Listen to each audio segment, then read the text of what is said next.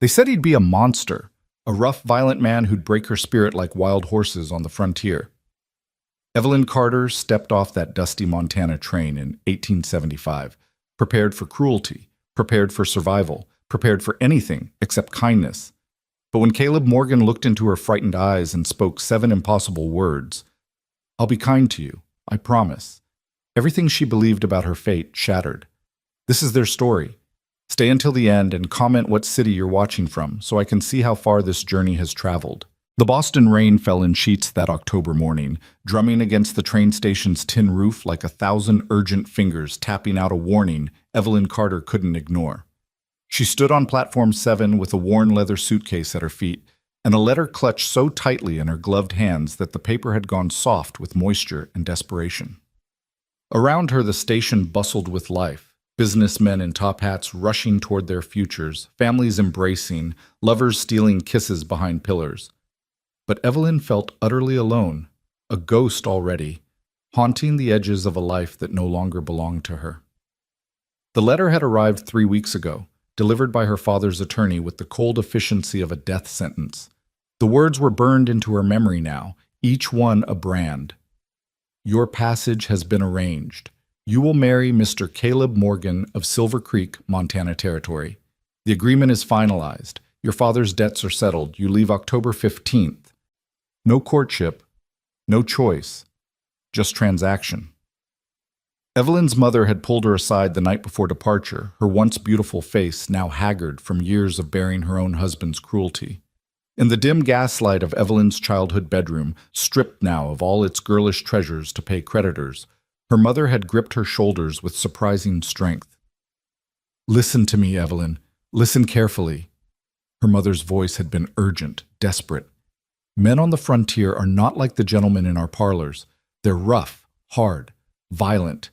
This rancher, this Caleb Morgan, he paid good money for a wife, and he'll expect obedience, complete obedience." "Mother, please." "No."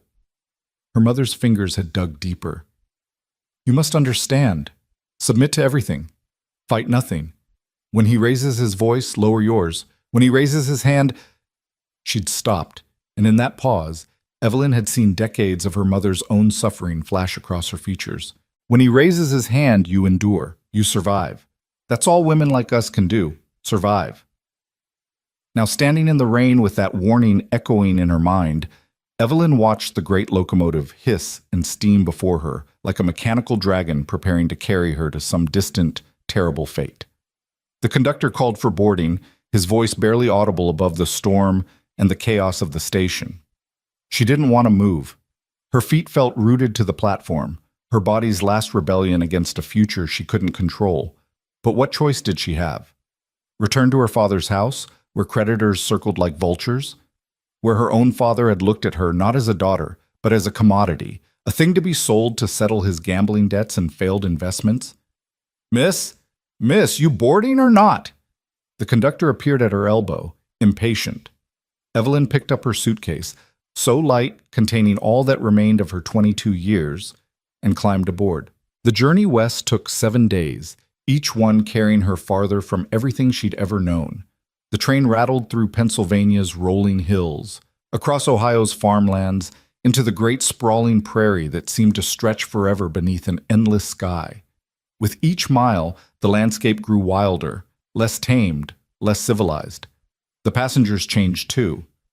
The Boston businessmen and society ladies gave way to farmers, prospectors, women with hard eyes and harder stories, men with guns on their hips and dust in their beards. Evelyn kept to herself, occupying a corner seat by the window, watching America transform outside the glass. She'd brought 3 books, Austen, Bronte, and a volume of Whitman's poetry, but found she couldn't focus on the words. Instead, she invented stories about her fellow passengers to distract herself from her own fate. That woman in the threadbare dress was fleeing a cruel husband. That man with the Bible was searching for redemption. That child with the dirty face was an orphan heading toward an uncertain future, just like her. At night, when the train stopped at various stations to take on water and coal, Evelyn would step onto the platforms and look up at unfamiliar stars. She'd grown up with Boston Harbor and brick buildings and gas street lamps. Out here, The darkness was complete and absolute, broken only by the occasional lonely light of a distant homestead. The vastness terrified her. How did people survive in such emptiness? How did they not simply blow away like dust? On the fifth day, a woman sat down across from her. She was perhaps 40, with weathered skin and kind eyes, wearing practical traveling clothes that had seen better days. "First time west?" the woman asked, her accent marking her as from somewhere in the middle states, Illinois perhaps, or Iowa. Evelyn nodded, not trusting her voice. "I remember my first trip." The woman smiled. "Scared me half to death. All that space, all that sky. Thought I'd never get used to it." "Did you?" Evelyn found herself asking. "Get used to it?" "More than that. Grew to love it." The woman pulled out knitting from a carpet bag, her needles clicking with practiced rhythm. "There's a freedom out here you can't find back east. Room to breathe, room to become who you really are, not who society says you got to be." "I'm going to be married," Evelyn heard herself say. "To a rancher. I've never met him." The woman's needles paused for just a moment. "Mail order bride?" Evelyn flinched at the term, but nodded. "Ah." The clicking resumed. "That's a hard road, girl. I won't lie to you. Some men are good, decent, lonely and looking for partnership. Others—" She trailed off, and Evelyn didn't need her to finish. "But I'll tell you this. Out here, you got more say in your fate than you might think. The frontier changes women, makes us stronger. We have to be. There's no parlors to faint in, no society to catch us when we fall. We catch ourselves." "I don't know if I can be strong," Evelyn whispered. "You can be. You will be. Because you got no choice." The woman met her eyes. "What's his name, this rancher?" "Caleb Morgan. He has land near Silver Creek, Montana." The woman's expression shifted, something like surprise flickering across her features. "Morgan? Caleb Morgan?" Evelyn's heart clenched. "Do you know him?" "Not personally, but I've heard the name. We're stopping in Billings. That's not far from Silver Creek. The Morgans are one of the established families out there. Got a decent spread from what I understand." She resumed knitting, needles clicking faster now. "Could be worse, girl. Could be a lot worse." But it could also be much worse than she imagined, Evelyn thought. A man with land, with resources, with power. What would stop him from being the tyrant her mother warned her about? On the seventh day, the train began climbing into the Montana territory.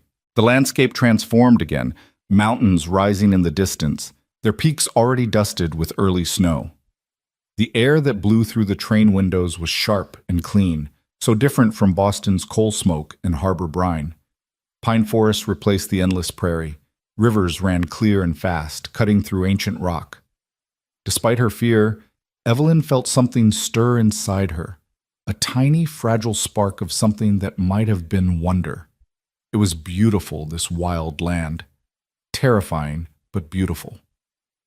The train pulled into Silver Creek just after 2 in the afternoon. The town was small, a main street of perhaps 20 buildings, mostly wood construction with a few brick facades trying to suggest permanence and civilization. A general store, a saloon, a hotel, a bank, a land office, a church with a white steeple. Mountains rose in every direction, and the air was so clear and thin that Evelyn felt almost dizzy stepping down onto the platform. Her legs trembled after so many days of travel. She clutched her suitcase and looked around, her heart hammering. Which one was he? The grizzled man near the freight car? The heavy-set man in the dusty suit? The young cowboy leaning against the station wall, picking his teeth with a splinter? "Miss Carter?" The voice came from behind her, and she turned. He was tall. The first thing she noticed, perhaps 6 feet, with broad shoulders beneath a worn canvas jacket. His face was weathered by sun and wind, strong-featured but not handsome in the classical sense. His hair was dark, touched with auburn in the afternoon light, slightly too long. But it was his eyes that caught her, pale blue, like the sky on a winter morning, and in them she saw something she hadn't expected. Gentleness. "I'm Caleb Morgan," he said, and his voice was deep but soft, careful. He held his hat in his hands, turning it nervously. I'm pleased to meet you, Miss Carter." Evelyn couldn't speak. Her mother's warnings crashed over her in waves. Submit, endure, survive. She made herself curtsy, a ridiculous Boston gesture here in this frontier town. But it was all she knew. I know this is strange, Caleb continued, and she saw him swallow hard, as nervous as she was. I know you don't know me. I know you probably don't want to be here. He took a step closer, and she forced herself not to retreat. But I want you to know something, Miss Carter. I want you to know it right now before we go any further. He met her eyes directly, and in his gaze she saw nothing of the cruelty she'd prepared for. No violence, no rage, no ownership. I'll be kind to you, Caleb Morgan said quietly. That's a promise. The words hit her like a physical force. For a moment she couldn't breathe. Kindness. He promised her kindness. It seemed impossible, a lie, a trick. Men didn't promise such things. Men took and demanded and commanded, didn't they? She found her voice at last. Thank you. He smiled then, just a little, and it transformed his face. Your trunk should be coming off the freight car soon. I've got a buggy waiting. It's about an hour's ride to the ranch. If you need anything from town first, supplies, anything personal, we can stop. No, I just want... She couldn't finish. What did she want? To run? To cry? To wake up in her Boston bedroom and find this all a nightmare? It's all right to be scared, Caleb said, and the understanding in his voice nearly undid her. I imagine I'd be terrified if I'd crossed a continent to marry a stranger. A laugh escaped her, sharp and slightly hysterical. You imagine correctly, Mr. Morgan. Caleb, he said. Please, just Caleb. Her trunk arrived and Caleb lifted it easily, carrying it to a buggy hitched behind the station. The horse was a pretty chestnut mare with a white blaze, the buggy well-maintained though clearly used. Caleb helped her up with a hand that was calloused but gentle, then climbed up beside her and took the reins. As they drove out of Silver Creek, Evelyn stole glances at him. He handled the horse with easy competence, his movements economical and sure. His profile was strong, his jaw marked with several days of stubble that gave him a rugged appearance. He wore working clothes, canvas pants, a cotton shirt under the jacket, worn boots. A gun belt hung from his hip, the pistol looking well used but well maintained. The town's growing, Caleb said, clearly trying to make conversation. When I first came here 10 years ago, there were maybe 6 buildings. Now look at it. We've got a school now, and a real doctor.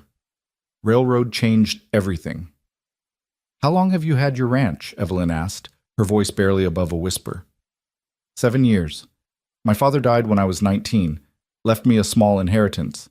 I came west, bought land from a homesteader who wanted to move on to Oregon. Started with 50 head of cattle and a lot of hope. He glanced at her.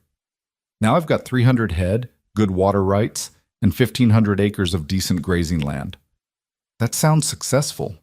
It's a living, a good one, most years. Hard work, but honest. He paused. I don't know what you were told about me, Miss Carter. Evelyn? She interrupted, surprising herself. If I'm to call you Caleb, you should call me Evelyn. His smile was quick and genuine. Evelyn, that's a pretty name. Suits you. Heat crept into her cheeks, and she looked away, focusing on the landscape rolling past. They'd left the town behind now, following a rutted road through rolling grassland studded with pine trees. Mountains rose on all sides, their peaks majestic and imposing. A hawk circled overhead, and in the distance she could see a herd of something, deer or elk, she couldn't tell which. I don't know what you were told about me, Caleb began again, but I want to be honest with you. I'm not a wealthy man. The ranch does well enough, but there's no luxury. Life is hard out here. The winters are bitter cold. The work never ends. I'm gone sometimes for days driving cattle or mending fences on the far ranges. Why did you send for a wife? The question escaped before she could stop it. Too direct, too bold. But Caleb didn't seem offended. Loneliness, mostly. I've spent 7 years building something, and I realized I was building it for no one. No family, no future. Just work for work's sake. He kept his eyes on the road. I'm 31 years old. Most men my age have wives and children by now. I wanted that. A partner. Someone to share it all with. You could have courted someone locally. There aren't many unmarried women in Silver Creek. And the few that are, he trailed off diplomatically. I wanted someone educated, someone who could talk about more than cattle and weather, someone who might bring a different perspective to this place. So you bought a wife from Boston. The bitterness in her voice surprised even her. Caleb pulled the buggy to a stop. They were on a small rise, the road stretching ahead toward a valley where Evelyn could see the silver ribbon of a river cutting through green grassland. He turned to face her fully. I didn't buy you, Evelyn. I paid for your passage. I settled your father's debts so you could be free of him. His voice was firm but not angry. I know how this must seem to you. I know the position you're in, married to a stranger, dependent on me for everything, far from home with no way back. That's why I made you that promise at the station. I meant every word. Men make promises, Evelyn said quietly, her mother's warnings echoing in her mind. And men break them. Some do, Caleb acknowledged. But I'm not some men. My word is the most valuable thing I own out here. Without it, I'm nothing. I can't make you trust me, Evelyn. That will take time. But I can promise you this. You'll be treated with respect in my house. You'll have say in decisions that affect you. You'll never be struck or abused. And if after a time you truly can't bear this life, I'll give you the money to return east. I won't keep you prisoner. Evelyn stared at him, searching his face for lies, for deception. But she saw only sincerity, and it terrified her almost more than cruelty would have. Cruelty she understood. Her father had taught her that lesson well. But kindness? Genuine kindness? She had no framework for that, no way to predict or protect herself from it. Why? She whispered. Why be kind when you could simply command? You have all the power here. Because commanding isn't partnership, Caleb said simply. He picked up the reins again. And partnership is what makes a life, not just a marriage. They drove on in silence, and Evelyn's mind churned. Could she believe him? Dare she hope? Or was this just a different sort of trap, kindness as a lure, drawing her in before the real nature of things revealed itself? The Morgan Ranch appeared as they crested another rise. The main house was a sturdy log structure with a wide porch, smoke curling from the chimney. Nearby stood a large barn, a stable, several outbuildings, and corrals where horses grazed. The valley spread out before them, green and beautiful, with the river running through it and mountains rising as a protective barrier on all sides. It's beautiful, Evelyn breathed, and meant it. It's home, Caleb said quietly. Or I hope it will be, for both of us. As they approached the house, a woman emerged onto the porch. She was perhaps 50, stern-faced, wearing a practical gray dress and an expression that suggested she didn't suffer fools gladly. Behind her came 3 men, cowhands by their dress, who stopped their work to watch the buggy arrive. Caleb pulled to a stop and jumped down, then came around to help Evelyn descend. His hands on her waist were brief and respectful as he lifted her down. Mrs. Harwood, he called to the woman on the porch. This is Miss Evelyn Carter. Evelyn, Mrs. Harwood has been my housekeeper for 5 years. Keeps everything running smoothly. Mrs. Harwood's sharp eyes swept over Evelyn, taking in every detail of her traveling dress, her Boston manners, her city softness. The assessment was quick and clearly found Evelyn wanting. Miss Carter, Mrs. Harwood said, her tone civil but cool. Welcome to Morgan Ranch. Thank you, Evelyn managed. The 3 cowhands approached, removing their hats. Caleb made introductions. This is Jake Martinez. He's my foreman. Been with me since the beginning. That's Tom Whitfield, best horse handler in the territory. And young Sam Cooper, still learning but eager. Jake was Mexican, perhaps 40, with a weathered face and intelligent eyes. Tom was older, maybe 50, grizzled and lean. Sam was barely 20, with an open, friendly face dusted with freckles. Ma'am, they each said in turn, nodding respectfully. Evelyn nodded back, overwhelmed by all these strangers who were now, apparently, her household. I'll show you inside, Caleb said, lifting her trunk. Get you settled. We'll talk about arrangements. The inside of the house was simple but clean. A large main room served as both kitchen and living area, with a stone fireplace dominating one wall. Comfortable but worn furniture sat before it. A dining table occupied the other end of the room. Doors led to what Evelyn assumed were bedrooms. There are 3 bedrooms, Caleb said, setting her trunk down. The largest is mine. The middle one I've prepared for you. The smallest is for guests, though we rarely have any. He paused, clearly uncomfortable. I thought you'd want your own space. For now, at least. Until you're more comfortable. With everything. Relief flooded through her so strongly she nearly swayed. Her own room, privacy, not immediate intimacy with a stranger. It was more consideration than she'd dared hope for. Thank you, she said quietly. Mrs. Harwood will help you get settled. I need to check on things in the barn. We've got a mare about to foal. Take your time. Rest from the journey.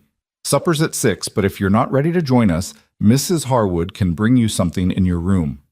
He left then, and Evelyn stood in the center of this strange house, in this strange wild land, beside her trunk containing all she owned in the world, and tried not to cry. Mrs. Harwood appeared in the doorway, her expression still unreadable. Your room's through here.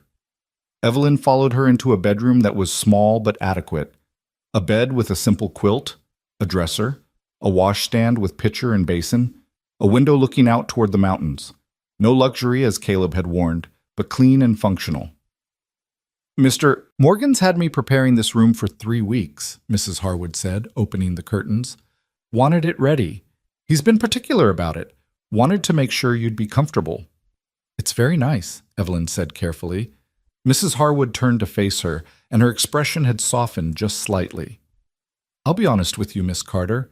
I had my doubts about this arrangement. A city woman coming out here, raised soft, knowing nothing about ranch life. Seemed like a recipe for disaster. Evelyn said nothing, sensing more was coming. But Mr. Morgan is a good man. Best man I've known, if I'm honest. Works harder than any 3 men I've met. Treats everyone fair, his hands, his animals, even me. She paused. He deserves a wife who'll appreciate that, who won't be looking down her nose at this life he's built. I'm not looking down on anything, Evelyn said quietly. I'm just trying to survive. Something shifted in Mrs. Harwood's eyes. Recognition, perhaps. Understanding. We're all trying to survive out here, Miss Carter. Some of us just have more practice at it than others. You'll learn, or you won't. Time will tell. She moved toward the door. Supper at 6. I assume you'll join us? Yes, Evelyn said. I will. Alone at last, Evelyn sat on the bed and allowed herself to simply breathe. The mattress was surprisingly comfortable. Through the window, she could see the valley spreading out, golden in the afternoon light. Somewhere outside, she heard men's voices, the lowing of cattle, the whinny of a horse, the sounds of a working ranch. This was her life now. This room, this house, this wild Montana valley, and the man who'd promised her kindness. Could she believe him? Could she build something here, or would she spend her life waiting for the other shoe to drop, for the cruelty she'd been warned about to finally reveal itself? She didn't know. But she was here, and there was no going back. Evelyn unpacked her trunk with shaking hands. Her few dresses, impractical for ranch life, she already knew. Her books. A miniature portrait of her mother, the only possession she'd insisted on keeping. A small jewelry box containing her grandmother's locket, her only inheritance. At the bottom of the trunk, wrapped in linen, was her wedding dress. White silk that her mother had worn, altered to fit Evelyn. She lifted it out, and her hands stilled. She was supposed to be married. Today. Tomorrow. Soon. To a man she'd met hours ago. The reality of it crashed over her, and this time she couldn't hold back the tears. She cried silently, not wanting anyone to hear, pressing the silk dress to her face to muffle the sound. She cried for her lost life, for her stolen choices, for the fear that lived in her chest like a trapped bird. She cried until she had no tears left, and then she carefully folded the dress and put it in the bottom drawer of the dresser. When 6 o'clock came, Evelyn washed her face with the cold water in the basin, changed into a fresh dress, and pinned her hair up with hands that barely trembled. She would not hide in her room like a frightened child. She would face this new life with whatever courage she could muster. She would survive. The main room was filled with the smell of food when she emerged, stew from the smell of it, and fresh bread. Mrs. Harwood was setting the table. The 3 cowhands were washing up at a basin near the door, and Caleb stood by the window looking out toward the darkening valley. He turned when she entered, and his face brightened. "Evelyn, I'm glad you decided to join us. I hope you found the room acceptable?" "Very acceptable, thank you. Sit, please." He pulled out a chair at the head of the table, but indicated the seat beside it for her. "We're informal here. Everyone eats together." The meal was simple but filling. Mrs. Harwood's beef stew was rich and well-seasoned, the bread warm and crusty. Conversation flowed around Evelyn, talk of cattle and water rights, fences that needed mending, a foal that had been successfully birthed just that afternoon. The men included Caleb in the conversation naturally, asking his opinion, sharing their observations, clearly respecting his judgment. Evelyn ate quietly, observing. Caleb treated the men like equals, valued their input. There was easy camaraderie among them, built on years of working together. Even Mrs. Harwood joined the conversation occasionally, and Caleb listened to her with the same respect he showed the men. "What do you think, Evelyn?" She looked up, startled. Caleb was looking at her expectantly. "I'm sorry, We were discussing whether to extend the east pasture or improve irrigation on the current grazing land. You've been educated. What does logic suggest?" They were all looking at her now, and she felt heat creep up her neck. I don't know anything about ranching." "No, but you know about resources and investment. Which makes more sense, expand what you have or improve what you already own?" It was a test, perhaps, or genuine curiosity. Either way, she considered the question seriously.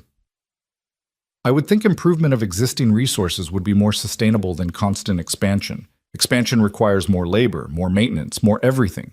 Improvement of what you have makes what you have more valuable." Jake nodded slowly. "The lady's got a point, boss." "She does," Caleb agreed, and his smile was warm. "Improvement it is, then. We'll focus on irrigation this winter." The conversation moved on, but Evelyn felt something shift inside her. He'd asked her opinion, valued it. In front of his men, he'd given her voice weight. It was such a small thing, but it felt revolutionary. After supper, the men retired to the bunkhouse and Mrs. Harwood to her small cottage behind the main house. Caleb and Evelyn were left alone in the gathering dusk, and the sudden intimacy of it made Evelyn's pulse quicken with renewed anxiety. Caleb seemed to sense her discomfort. He moved to the fireplace, adding logs, keeping distance between them. "I thought we should talk," he said quietly. "About expectations. About what happens next." Evelyn perched on the edge of a chair, her hands folded tightly in her lap. "I don't expect anything from you," Caleb continued, staring into the growing flames. "Not yet. Not until you're ready. I know this is all strange and frightening. I know I'm a stranger to you." He turned to face her. "But I hope in time we can become friends, and maybe, eventually, more than that." "You'll want heirs," Evelyn said, forcing the words out. "I understand that's part of the arrangement." "Eventually, yes. I'd like children someday, but not—" He stopped, clearly uncomfortable. "Not until there's genuine feeling between us. Not until you want that too. I'm not going to force anything, Evelyn. I hope you understand that." "Men have rights," she whispered. "As husbands, legal rights." "I don't care about legal rights." His voice was firm. "I care about doing what's right, and what's right is giving you time, giving us both time." Evelyn looked up at him, this tall, weathered stranger who kept saying impossible things. "Why?" she asked again, the same question from earlier. "Why be different? Why not just—" "Because I saw my mother suffer," Caleb said quietly, and pain flickered across his face. "My father wasn't a bad man, but he was hard, demanding. He treated my mother like property, like something he owned. I watched her wilt over the years, watched her spirit dim. When she died, I swore I'd never do that to a woman, that if I ever married, it would be partnership, not ownership." "I'm sorry," Evelyn said softly, "about your mother." "So am I." He turned back to the fire. "Tomorrow, I'll show you around the ranch, introduce you to the rhythms of life here. You don't have to work. I don't expect that, but I think you'll be happier if you find purpose here, something that's yours." "I'd like that," Evelyn heard herself say. "I don't want to be useless." "You could never be useless." Caleb's voice was warm. Now, you must be exhausted from your journey. Get some rest. Tomorrow's a new day." Evelyn stood, and impulsively, before she could stop herself, she said, "Thank you, Caleb, for your kindness. I know I don't fully trust it yet, but thank you." "You're welcome, Evelyn. Good night." "Good night." In her room, Evelyn prepared for bed by lamplight. She changed into her nightgown, brushed out her hair, performed all the familiar rituals. But everything felt different now. The sounds outside her window were strange. Not Boston's carriages and harbor bells, but wind in pines and the distant call of a coyote. She climbed into bed and stared at the ceiling, her mind too full for sleep. He'd promised kindness. He'd given her space. He'd asked her opinion. Small things, perhaps, but to her they were miracles. Could she dare to hope? Could she let herself believe that maybe, just maybe, this wouldn't be the prison sentence she'd feared? Outside her window, the Montana night deepened. Stars blazed in the clear sky, more stars than she'd ever imagined existed. The wind whispered through the valley, carrying the scent of pine and grass and possibility. Somewhere in the house, she heard Caleb's footsteps as he retired to his own room. The sound was oddly comforting. Evelyn closed her eyes and tried to imagine a future here. Tried to imagine partnership instead of ownership. Tried to imagine kindness as a foundation instead of an illusion. Sleep came slowly, but when it did, for the first time in weeks, she didn't dream of prisons and chains. She dreamed of stars. Morning came too early, announced by a rooster's crow that shattered Evelyn's fitful sleep. For a disoriented moment, she couldn't remember where she was. The unfamiliar ceiling, the quality of light through rough curtains, the absolute silence broken only by birdsong. Then memory crashed back. Montana, the ranch, Caleb Morgan, and his impossible promise of kindness. She dressed quickly in one of her simpler dresses, though even her simplest gown was wholly impractical for ranch life with its tight bodice and layers of petticoats. In the small mirror above the washstand, her reflection looked pale and uncertain, dark circles beneath her eyes testament to her troubled sleep. The main room was already alive with activity when she emerged. Mrs. Harwood worked at the stove, the smell of coffee and frying bacon filling the air. Through the window, Evelyn could see Caleb and his men already at work in the corrals, their movements purposeful in the golden morning light. "Coffee?" Mrs. Harwood asked, not unkindly. "Yes, please." Evelyn's voice came out scratchy with sleep. The housekeeper poured a cup of dark, strong coffee and set it before her. "Breakfast will be ready shortly. The men eat at dawn, but Mr. Morgan said to let you sleep. Said you'd need the rest after such a journey."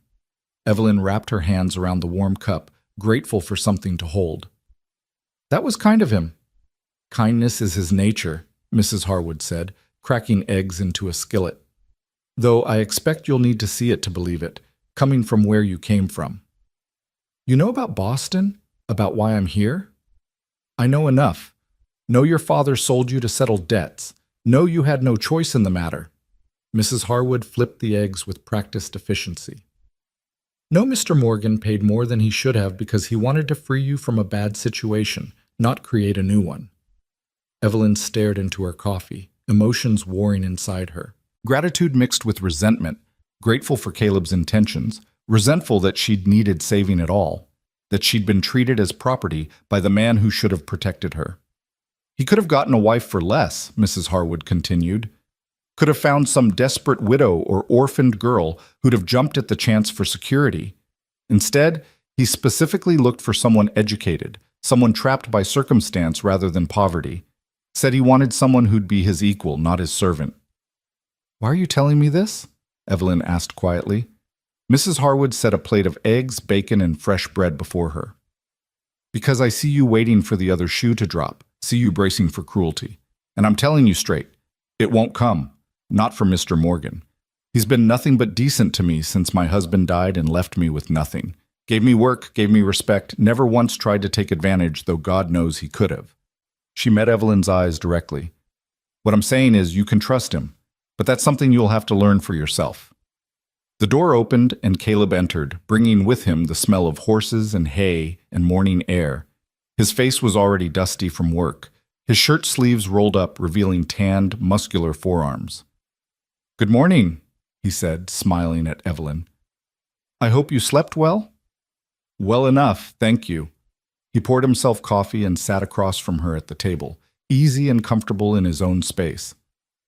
I thought after breakfast, if you're feeling up to it, I'd show you around properly, introduce you to the place. No expectations, just familiarization. I'd like that, Evelyn said, and realized she meant it. They set out an hour later, after Caleb had given instructions to his men for the day's work. He'd saddled 2 horses, a gentle gray mare for Evelyn and his own rangy bay gelding. Evelyn eyed the side saddle with trepidation. I haven't ridden much, she admitted. Just a few times in Boston, in parks. Ginny here is the gentlest creature you'll ever meet, Caleb assured her, patting the mare's neck. She's patient with beginners. I'll help you up. His hands on her waist, as he lifted her into the saddle, were brief and respectful, but Evelyn still felt heat rush to her face at the contact. She settled herself, adjusting her skirts, feeling ungainly and exposed. Just relax, Caleb said, handing her the reins. Let her feel that you trust her. She'll take care of you. They rode out slowly, Caleb keeping his horse close to hers, ready to assist if needed, but Ginny was indeed gentle, her gait smooth and unhurried. As they left the immediate ranch compound, Evelyn began to relax into the rhythm, even to enjoy the sensation of movement and height. The ranch spread out before them in the clear morning light. Caleb pointed out landmarks. The river that provided their water, curving silver through the valley. The line of cottonwoods marking the property's eastern boundary. The far pastures where cattle grazed, small dark shapes against the green. 1,500 acres, Caleb said, pride evident in his voice. Most of it grazing land, but we've got timber stands too, and good water rights. The river never runs dry, even in the worst summers. How did you know this was the right place? Evelyn asked. When you first came here? Caleb was quiet for a moment, gazing out over his land. I felt it. I know that sounds foolish, but when I crested that ridge, he pointed to a rise to the north, and saw this valley for the first time, I knew this was where I was meant to build something lasting. They rode along the river, and Caleb told her about the land's history, how it had been Crow territory once, before the treaties and relocations, how the first white settlers had struggled and many had failed, how he'd bought the property from a man named Henderson who'd given up after his wife died in childbirth, unable to bear the loneliness and the memories. There's ghosts here, Caleb said quietly. Not literal ones, but the echoes of people who tried and failed. Sometimes I think about them, wonder about their stories. Henderson's wife is buried on that hill. He gestured toward a gentle rise marked by a solitary pine. He left the day after he buried her. Couldn't stand to stay, couldn't stand to go. That kind of grief breaks a person. It's sad, Evelyn said softly. It is. But it's also a reminder. Life out here is hard, unforgiving. People need each other to survive it. That's why I wanted... He stopped himself, seeming suddenly embarrassed. Why you wanted a wife, Evelyn finished for him. Why I wanted a partner, he corrected gently.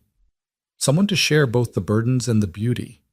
They rode on, and gradually Evelyn began to see what he meant about beauty, the way morning light gilded the grasslands, the sudden flight of an eagle from a riverside tree, wings spanning impossibly wide, wildflowers dotting the meadows in riots of color, Indian paintbrush and lupine, and flowers she had no names for. They stopped at a vantage point overlooking the entire valley, and Caleb dismounted, then helped Evelyn down. Her legs trembled slightly from the unaccustomed exercise, and he steadied her with a hand on her elbow. This is my favorite spot, he said. Come up here sometimes just to think, to remember why I'm working so hard. From this height, Evelyn could see the whole ranch laid out below, the house and outbuildings, the corrals and pastures, the river threading through it all, the mountains rising in protective embrace on every side. It was beautiful in a way that made her chest ache. So different from Boston's brick and harbor, so wild and vast and alive. It's overwhelming, she admitted. I know. Took me months to feel like I understood even a fraction of it, but you will. Given time, you'll learn to read this land, know its moods and seasons. He glanced at her. If you stay. The unspoken question hung between them. Would she stay? Could she build a life here, so far from everything she'd known? Tell me about your family, Evelyn said instead of answering. You mentioned your mother, but nothing else. Caleb's expression grew shadowed. Not much to tell that's pleasant. My father was a merchant in St. Louis, moderately successful but never satisfied, always chasing the next deal, the next opportunity. My mother was from a good family, educated, refined. She married beneath her, according to her parents, but she loved him. He paused, clearly gathering difficult memories. For years it was fine. Then my father's business started failing. He made bad investments, trusted the wrong partners. As his circumstances worsened, so did his temper. He never struck her. I'll give him that. But his words were weapons. He blamed her for everything, for not bringing enough dowry, for bearing him only one son, for being a burden instead of an asset. How old were you? Evelyn asked softly. 15 when it started getting really bad. 17 when my mother got sick. She just faded. The doctors called it consumption, but I think she died of a broken heart, of years of being told she was worthless. His voice was rough with old pain. My father died 6 months later, drank himself to death, essentially, left me with just enough money to start over somewhere else. And you came here. I came here, determined to build something different, something good, something that wouldn't be tainted by bitterness and failure. He turned to her. That's why I made you that promise, Evelyn, because I saw what happens when kindness dies in a marriage. I won't let that happen. Not in my house. Not to someone under my protection. Evelyn felt tears prick her eyes. I'm sorry for what you endured, for what your mother suffered. Don't be sorry. Just understand why I do things the way I do. Why I'll never raise my voice to you in anger. Why I'll never make you feel small or worthless. Because I know what that does to a person. They stood in silence, the wind whispering through the grass around them. Evelyn felt something shift in her understanding of this man. He wasn't just being kind for kindness' sake. He was actively fighting against the demons of his past, determined to create something better. My mother told me to submit, Evelyn said quietly, to endure, to never fight back no matter what. She thought she was preparing me for survival. She was teaching you what she'd learned, Caleb said. Can't fault her for that. But you don't have to submit here, Evelyn. You can speak your mind. Disagree with me. Fight with me if you need to. Not physically, but with words, with ideas. That's what partnership means. I don't know if I know how, she admitted. I've spent my whole life being quiet, being obedient, being invisible. Then you'll learn. We'll learn together. The ride back to the ranch was quieter, both of them absorbed in their thoughts.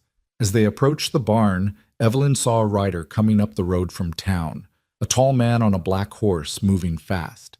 Caleb saw him too, and his expression tightened almost imperceptibly. That's Ronan Maddox, my neighbor to the west. Is something wrong?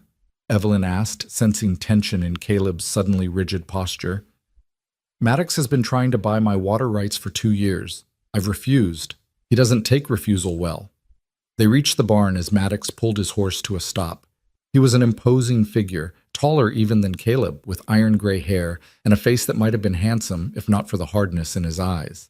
He wore expensive clothes, his horse was prime stock, and his saddle gleamed with silver trim.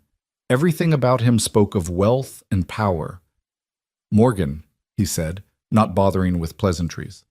Then his eyes found Evelyn, and something predatory flickered in them. And who's this? My wife, Caleb said flatly, and Evelyn noted he didn't use her name. What do you want, Maddox? Your wife? Well, congratulations. Maddox's smile didn't reach his eyes. Didn't think you had it in you to catch yourself a refined lady. Must have cost you pretty. Evelyn felt Caleb tense beside her, but his voice remained level. State your business or ride on. My business is the same as always, Morgan. Water. My herds are growing. I need more grazing land, and that means I need access to the river. Your river. He leaned forward in his saddle.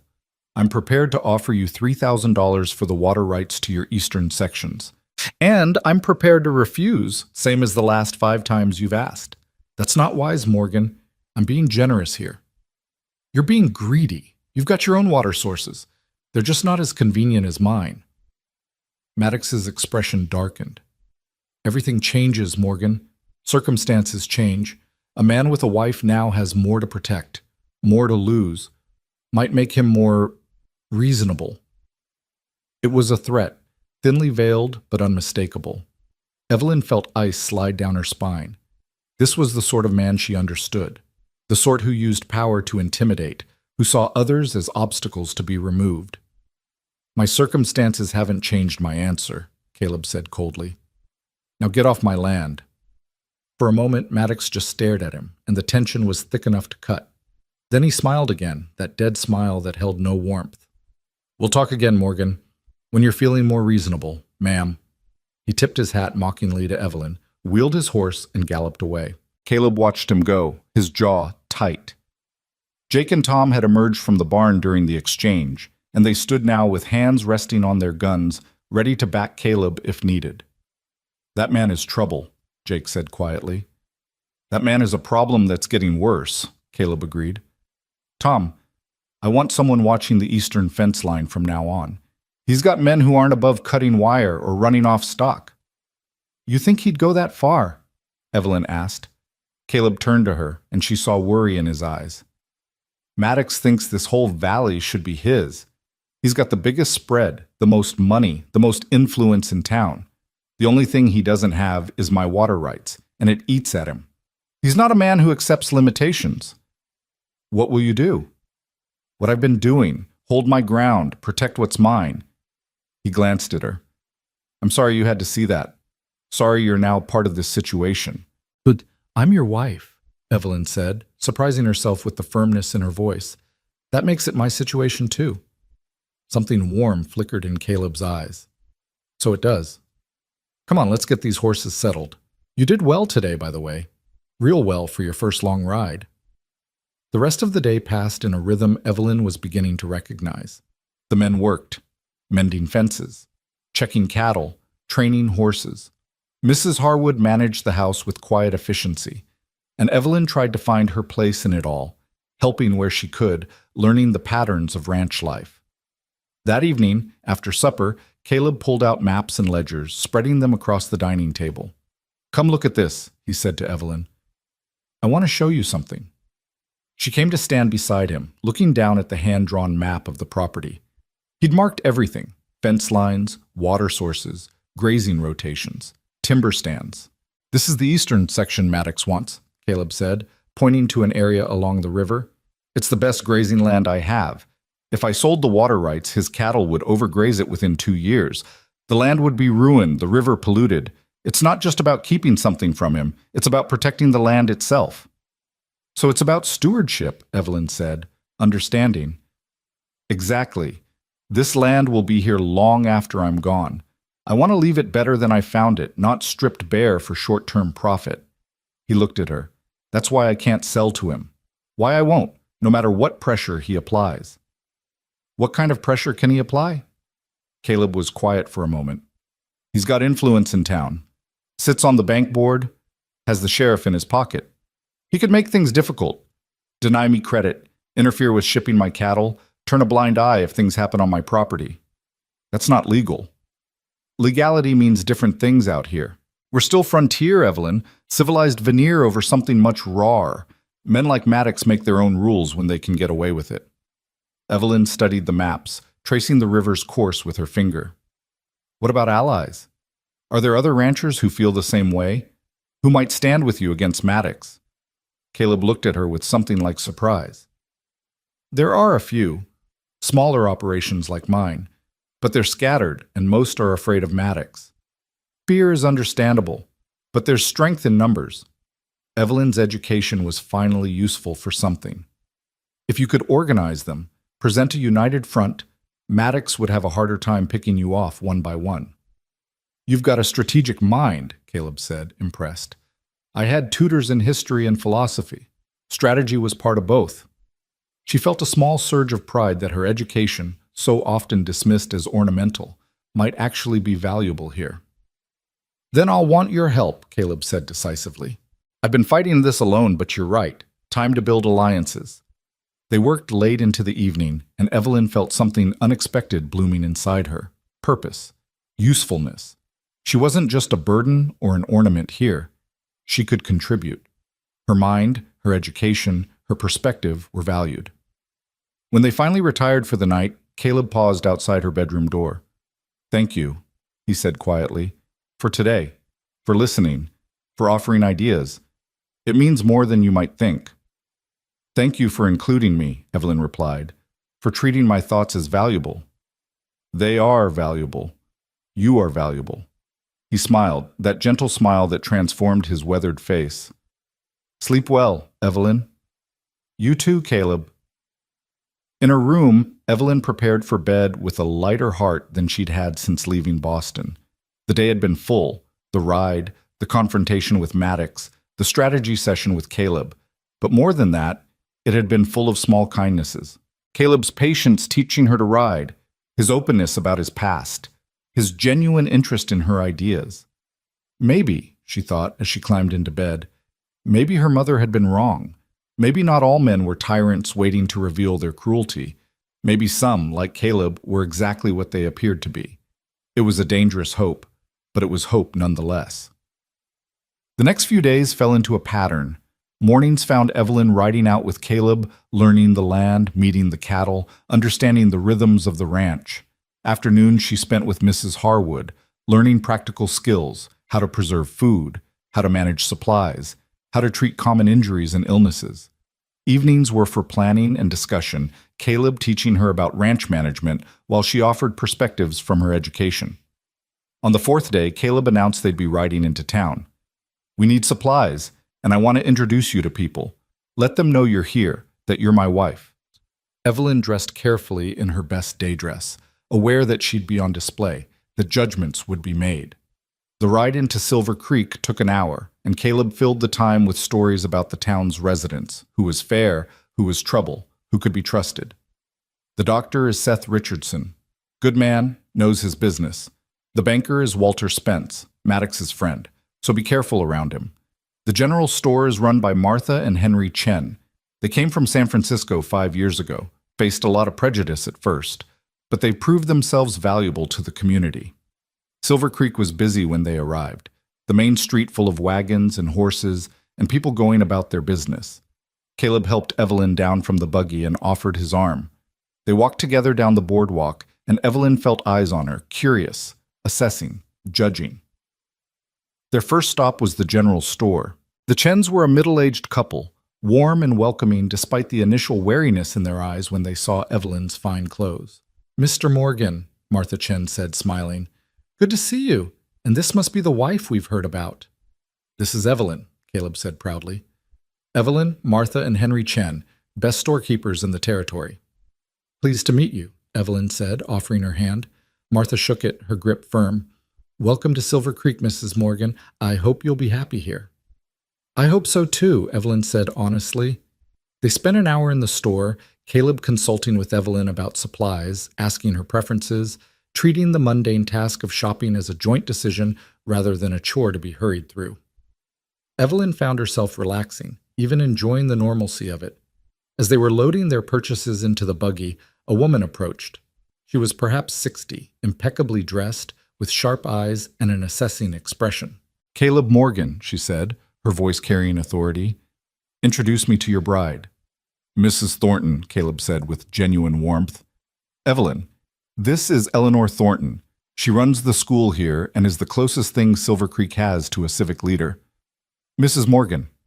Eleanor Thornton's examination was thorough, but not unkind. "I heard about you from Martha. Boston bred, educated, far from home." "Yes, ma'am," Evelyn said, feeling like a student under scrutiny. "We can use educated women out here. Too many children growing up barely literate because their parents don't value learning." Eleanor's expression softened slightly. "I could use help at the school if you're interested. Just a few hours a week. Teach the older girls some refinement, perhaps. Literature. History." Evelyn looked at Caleb, who nodded encouragingly. "I'd like that very much," she said. "Good. Come by next week and we'll discuss it." Eleanor turned to Caleb. "You chose well, young man. Now keep her safe. I heard about Maddox's visit to your ranch. That man is a viper." "I'm aware," Caleb said grimly. "Be more than aware.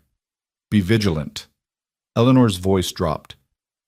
He's been talking in town, saying things, implying that you're standing in the way of progress, that your stubbornness about water rights is hurting everyone. He's building a narrative, Caleb. Be careful. They parted ways, and Evelyn saw worry deepen in Caleb's expression. She's right, he said quietly as they climbed back into the buggy. Maddox is smart. He won't just come at me directly. He'll turn public opinion first. Then we need to counter his narrative, Evelyn said. Show that you're protecting the land for everyone's long-term benefit, not just being stubborn. How? Evelyn thought fast, her mind working through possibilities. Mrs. Thornton mentioned helping at the school.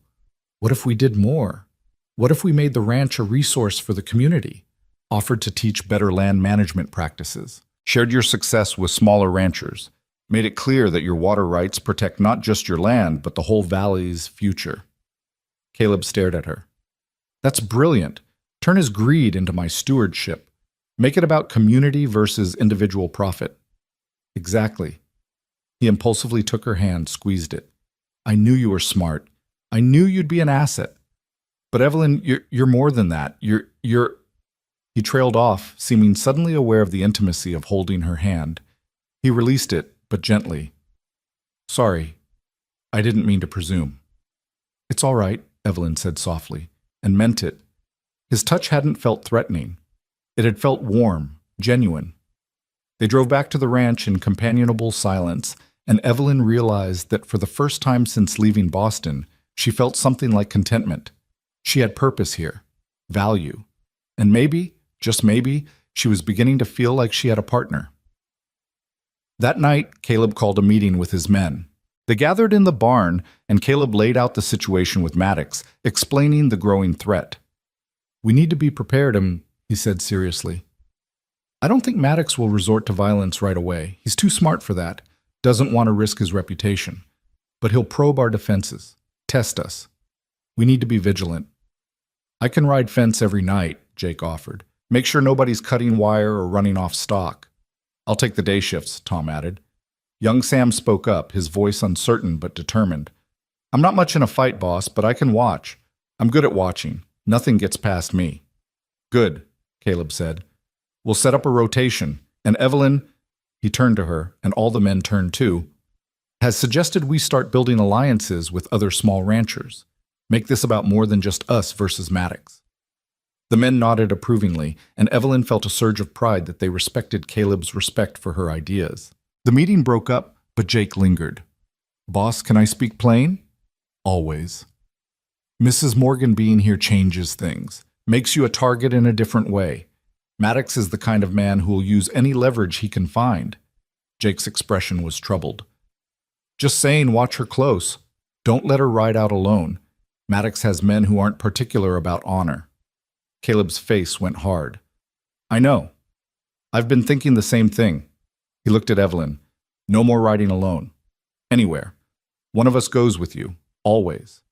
Evelyn wanted to protest. She'd just begun to feel free, but she saw the genuine fear in Caleb's eyes and nodded. I understand. That night, lying in bed, Evelyn heard the sounds of the ranch settling into darkness. The men's voices from the bunkhouse, the stamp of horses in the stable, the lonely call of a coyote from the hills, and beneath it all, the constant whisper of the river, life-giving and eternal. She thought about Maddox and his threats, about the danger that now shadowed their lives, about Caleb's determination to protect what was his, including, now, her. It should have frightened her.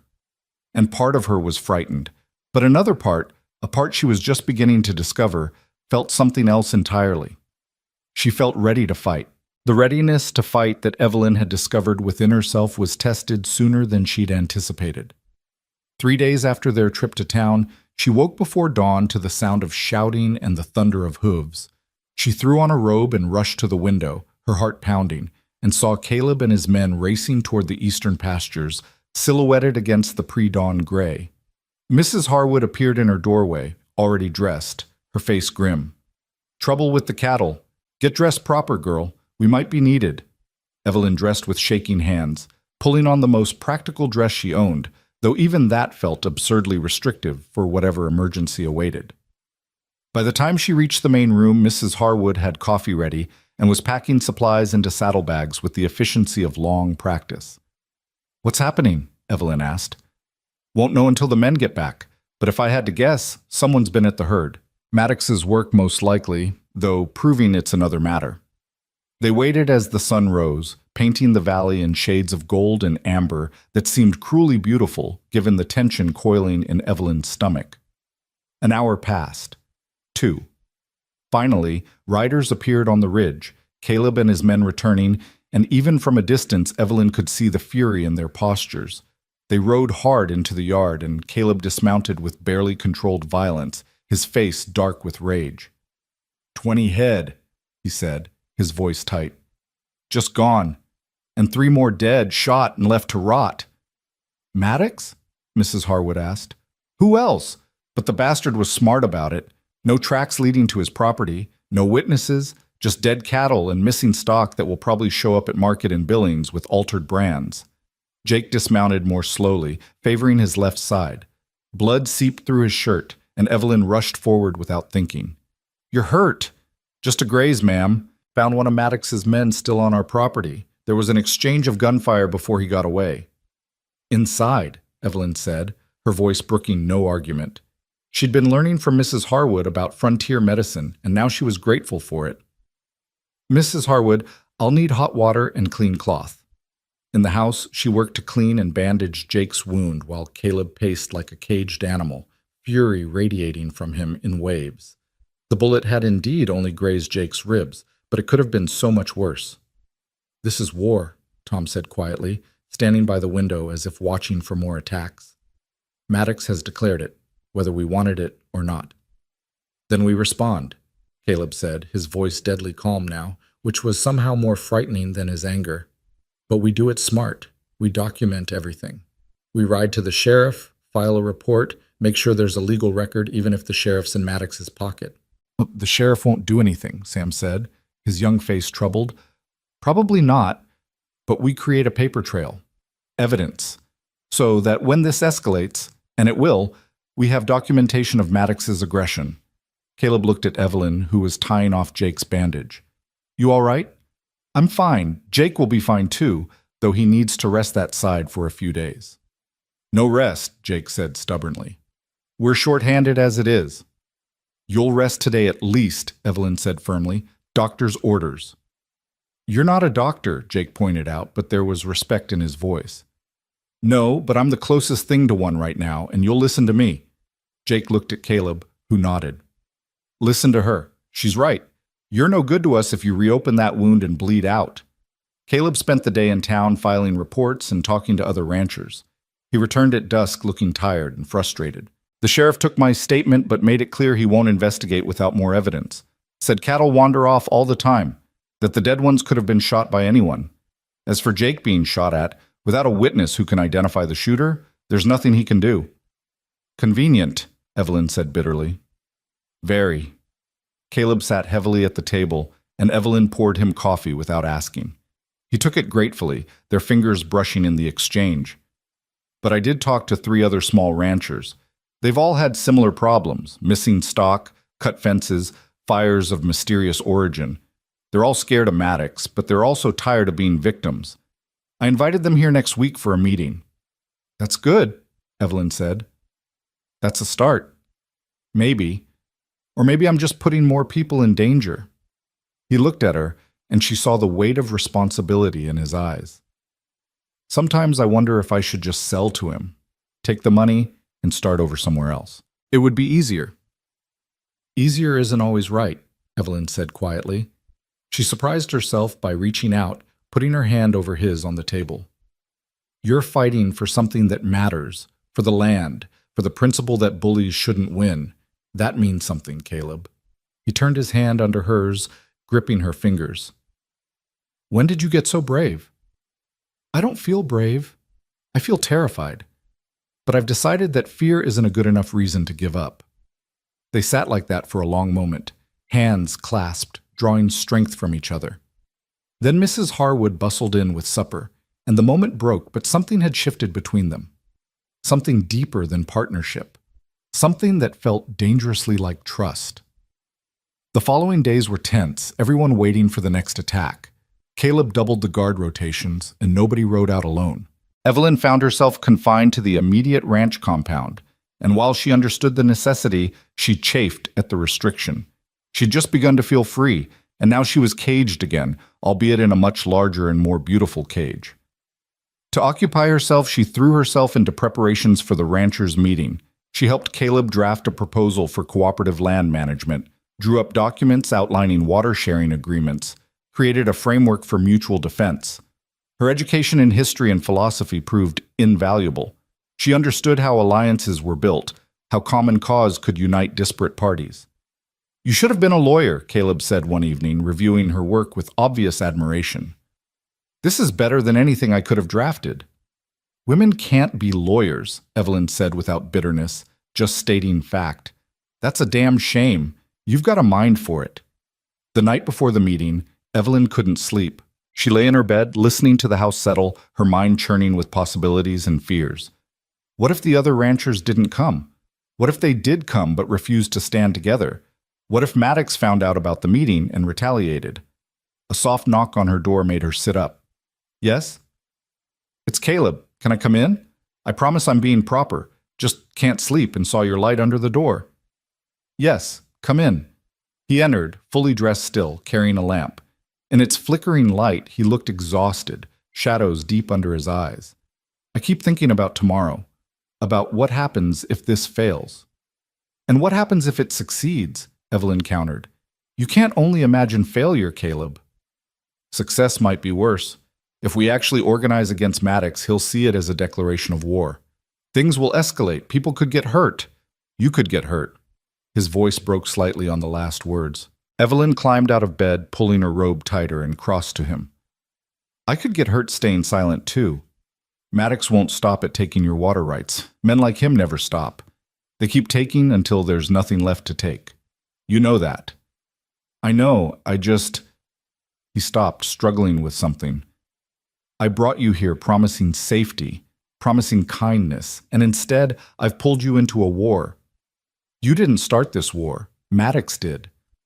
Evelyn found herself reaching up, touching his face, feeling the rough stubble under her palm. It was an intimate gesture, one she hadn't planned, but it felt right. "And I'd rather fight beside you than cower in Boston under my father's tyranny. At least here, I have choice. I choose to stand with you." Caleb's hand came up to cover hers, pressing it to his cheek. "You're remarkable. You know that? In just a few weeks, you've become essential to this place. To me." Their faces were close now, close enough that Evelyn could feel his breath, could see the flecks of darker blue in his pale eyes. For a moment, she thought he might kiss her, and she realized she wanted him to. But instead, he gently removed her hand from his face, though he held it for a moment longer. "I should let you sleep," he said quietly. "Tomorrow's important. We both need to be sharp." "Caleb, good night, Evelyn." He retreated to the door, then paused. "Thank you for choosing to stand with me. It means more than I can say." Then he was gone, and Evelyn was left alone with her racing heart and the echo of almost happened moments. She climbed back into bed, but didn't sleep for a long time, her fingers still tingling from where he'd held them. The next morning dawned clear and cold, autumn's first serious chill in the air. Evelyn dressed carefully in one of her better dresses. She wanted to look respectable, educated, someone these ranchers would take seriously. Mrs. Harwood prepared food for what they hoped would be a crowd, and the men cleaned the barn where the meeting would be held.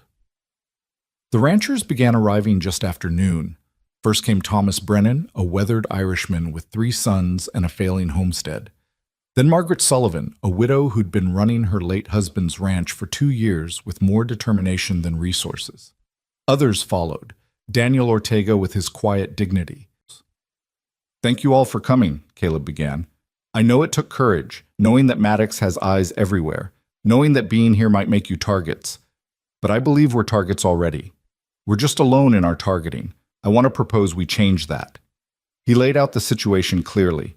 Maddox's aggression, the pattern of attacks against small ranchers, the sheriff's refusal to act, the town officials in Maddox's pocket. The ranchers nodded grimly, recognizing their own experiences in his words. "We can fight him individually and fail," Caleb continued. Or we can stand together. Make it clear that attacking one of us means attacking all of us. Create agreements that legally bind us to mutual defense and support.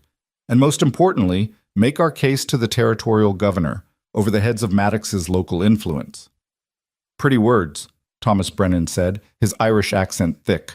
But how does standing together stop bullets? How does it replace stolen cattle or mend cut fences? It doesn't, Evelyn spoke up, surprising even herself. All eyes turned to her. Not directly, but it creates accountability. Right now, Maddox acts with impunity because he knows we'll suffer in silence, too afraid or too proud to admit we need help. If we document everything, share information, support each other publicly, we create witnesses, we create records. We make it impossible for him to operate in shadows. She's got a point, Margaret Sullivan said. I've been keeping quiet about my troubles, too ashamed to admit I couldn't handle things alone. But that silence serves him, not us. Exactly, Caleb said. We're going to draw up formal agreements today. Water sharing arrangements so if one of us has drought or contamination, others can help. Defense packs, if one ranch is attacked, others respond. And information sharing. Everything that happens, we document and share with the whole group. And what's to stop Maddox from just attacking all of us at once? Henry Baxter asked, his voice cracked with age and skepticism. Numbers, Caleb said simply. And witnesses. Right now, we're isolated targets. Together, we're a community. Attacking one of us becomes attacking the community, and that's much harder to hide or justify. It also means his resources get spread thin. He can intimidate one family at a time. Can he intimidate 8, 20, 50? You think others will join? Daniel Ortega asked. I think people are tired of being afraid. I think if we lead, others will follow. Caleb looked around the barn at these hard-working, desperate people. I'm not saying it'll be easy. I'm not saying there's no risk. But I am saying that doing nothing guarantees failure. At least fighting gives us a chance. There was silence as everyone considered this. Then Margaret Sullivan stood. I'm in. I've got nothing left to lose anyway. Might as well go down fighting. I'm in too, said one of the Johansson brothers. We don't run from bullies in the old country. We don't run here either. One by one, they committed. Not everyone. The Fletchers ultimately decided the risk was too great with a young daughter to protect, and old Henry Baxter said he was too tired for war at his age. But 6 families stood firm, ready to make a stand. They spent the rest of the afternoon hammering out details. Evelyn took notes, drafted agreements, helped resolve disputes over water rights and boundary issues. Her education, her ability to see patterns and create structure, proved invaluable. These were good people, but they were ranchers, not lawyers or organizers. They needed someone who could translate their intent into formal documentation. By evening, they had a framework. Not perfect, but solid. A confederation of small ranchers committed to mutual support and defense. They called it the Silver Creek Valley Association, and they elected Caleb as their spokesman, their representative in any dealings with authorities or with Maddox. As the families prepared to leave, Margaret Sullivan pulled Evelyn aside. You're not what I expected, she said bluntly. What did you expect?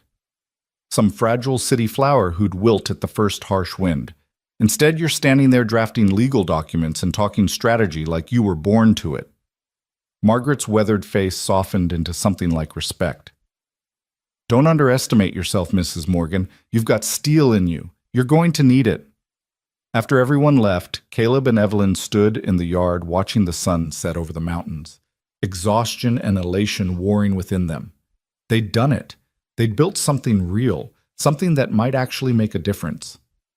Thank you, Caleb said quietly. None of that would have worked without you. You made them believe it was possible. We made them believe, Evelyn corrected. You gave them courage. I just gave them paperwork. He laughed, and the sound was warm and genuine despite the exhaustion in it. Essential paperwork. Don't diminish what you did today, Evelyn. You were magnificent. They stood in comfortable silence as darkness fell, and Evelyn realized she felt something she hadn't felt in years. Not just purpose or usefulness, but genuine partnership. She and Caleb were building something together, fighting for something together. It wasn't the marriage she'd imagined as a girl, no romantic courtship, no grand declarations. but it was real in a way that felt more valuable than romance. The peace lasted exactly 3 days. On the third morning after the meeting, young Sam came racing in from the eastern pastures, his horse lathered with sweat, his face white with fear. "Fire!" he shouted. "The east pasture is burning." Evelyn watched from the porch as Caleb and his men grabbed equipment and rode out at a gallop. Smoke was already visible on the horizon, a dark column rising into the clear autumn sky. Mrs. Harwood appeared beside her, her face grim. "This is it," the housekeeper said. "Maddox's answer to your meeting. He's declaring war." The men fought the fire all day, and other ranchers, members of their new association, came to help without being asked. That was the power of what they'd built, Evelyn realized. Community response was immediate and unquestioned. By evening, they'd contained the blaze, but not before it had consumed 50 acres of prime grazing land and killed dozens of cattle that couldn't escape the flames. Caleb returned after dark, his face black with soot, his clothes ruined, exhaustion radiating from every line of his body. Evelyn met him at the door with water for washing and food kept warm. "It was set deliberately," he said flatly as he scrubbed his face and hands. "We found where it started, oil-soaked rags in 3 different locations. Someone came onto our property in daylight and set those fires." "Did anyone see who?" "No, they were smart about it. Hit during shift change when the guards were transitioning." He looked at her, and she saw not just exhaustion, but something else in his eyes. Fear. "This is getting dangerous, Evelyn. Really dangerous. Maybe you should go back to town, stay with Mrs. Thornton for a while until this settles." "Absolutely not. Evelyn, no." She set the water basin down with enough force to slosh water over the sides. "I'm not running. I'm not hiding. This is my fight too now. You don't get to protect me by sending me away. I'm trying to keep you safe." "I don't want to be safe." The words burst from her with surprising vehemence. "I want to matter. I want to fight for something. For the first time in my life, I'm not just existing. I'm living. I'm contributing. Don't take that away from me by putting me in a safe little box somewhere." Caleb stared at her, and something complex moved across his face. "You could die." "I could die in town too if Maddox decides to escalate that far. At least here I die fighting for something I believe in, standing beside people I—" She stopped, the word catching in her throat. Love. She'd almost said love. Did she love him? This hard-working rancher who'd promised her kindness and delivered it consistently? This man who valued her mind and her spirit? When had that happened? "People you what?" Caleb asked quietly, stepping closer. "People I care about," Evelyn finished, her voice barely above a whisper. He reached out, cupped her face with his rough, soot-stained hands. "You're the bravest person I know. You know that? You came here expecting a monster and instead found a war, and rather than running, you've made yourself essential to it. To me." "Caleb, let me finish." His thumb traced her cheekbone. "I made you a promise at that train station, promised I'd be kind. But somewhere along the way it stopped being about keeping a promise and started being about something else entirely. Started being about—" The crash of breaking glass cut him off. They both spun toward the sound, and Caleb immediately pushed Evelyn behind him. A rock lay in the middle of the floor, surrounded by shattered window glass. A note was tied to it with twine. Jake rushed in from the bunkhouse, gun drawn, Tom and Sam right behind him. "Everyone all right?" "Fine," Caleb said tersely. He bent and picked up the rock, untying the note. His face went hard as he read it, then harder still. "What does it say?" Evelyn demanded. Caleb's jaw worked, but he didn't answer. She stepped around him and took the note from his hands. The message was simple and chilling. "Send the woman away or she'll burn with your precious land. Last warning, next time there won't be one." Ice flooded Evelyn's veins. The threat was specific and direct, not against Caleb or his men, who could fight back, but against her. The weakness in Caleb's armor. "See?" Caleb said, and his voice was ragged. "This is why you need to go. He's targeting you specifically now." "Which proves I matter to this fight," Evelyn said, forcing her voice to remain steady despite the fear. "If I didn't matter, he wouldn't bother threatening me. The fact that he is means I'm helping, means our alliance is working, means he's worried. It means you're in danger. We're all in danger. That's the nature of fighting a war. She grabbed his arms, made him look at her. You don't get to make this decision for me, Caleb. I'm your partner, remember? Partners make decisions together. Partners also protect each other. Then let me protect you too. Let me stay and fight. Don't diminish me by treating me like some fragile thing that needs to be locked away. They stood locked in that battle of wills, neither yielding, until Jake cleared his throat. Begging your pardon, boss, but Mrs. Morgan has a point. Sending her away won't stop Maddox. He'll just find a different target, different leverage. And honestly, having her here makes strategic sense. She's been the architect of our alliance. Sending her away would be seen as weakness, might make our partners question our resolve. Caleb looked at his foreman, frustration warring with understanding on his face. You're supposed to be on my side. I am on your side. That's why I'm telling you the truth. Jake holstered his gun. We increase security, double guards. Nobody goes anywhere alone, especially not Mrs. Morgan. But we don't run. We don't hide. We show Maddox that threats just make us stronger. Slowly, reluctantly, Caleb nodded. Fine. But Evelyn, you promise me. You don't take any risks. You stay close to the house. You let us protect you. I promise, Evelyn said, though part of her rebelled even at these reasonable restrictions. That night, guards were posted at every approach to the house. Caleb slept in the main room, fully dressed, his rifle within reach. Evelyn lay in her bed, hearing every creak of the house, every whisper of wind, jumping at shadows. The fear was real and present, coiling in her stomach, making sleep impossible. But beneath the fear was something else, a fierce determination. She'd told Caleb she wouldn't run, and she'd meant it. Whatever came next, whatever Maddox tried, she would face it. Because this land, this fight, these people had become hers in a way Boston never had. She belonged here, and she would defend what belonged to her. Dawn came gray and cold, with frost on the grass and breath visible in the air. Autumn was deepening toward winter, and with it came the sense that time was running short. Winter in Montana was brutal. Caleb had told her that much. Ranchers hunkered down, survived, waited for spring. If Maddox was going to make a major move, it would be soon, before weather made large-scale action impossible. The question wasn't if he would strike again, but when and how. And when he did, would their fragile alliance be enough to withstand it? Or would they all go down together, their hopes burning like the east pasture, leaving nothing but ash and regret? Evelyn stood at her window, watching the sun rise over the mountains, painting the valley in shades of gold and crimson, beautiful and harsh, welcoming and deadly. Montana in all its contradictions. She pressed her hand against the cold glass and made herself a promise. Whatever came, she would not break, would not yield, would not betray the trust Caleb had placed in her or the strength she'd discovered within herself. The war was coming. She could feel it building like a storm on the horizon, and she would be ready. The storm broke 2 weeks later on a crisp October afternoon when the aspens had turned to liquid gold and the air carried the sharp promise of winter. Evelyn was in the house helping Mrs. Harwood preserve the last of the garden vegetables when Sam came running from the North Ridge, his horse foam-flecked and wild-eyed. "Riders coming!" he shouted, tumbling from his saddle. "At least a dozen, maybe more. Armed. Maddox is leading them." Caleb emerged from the barn where he'd been working on tack, and Evelyn saw his face go still and hard, all the warmth draining from it.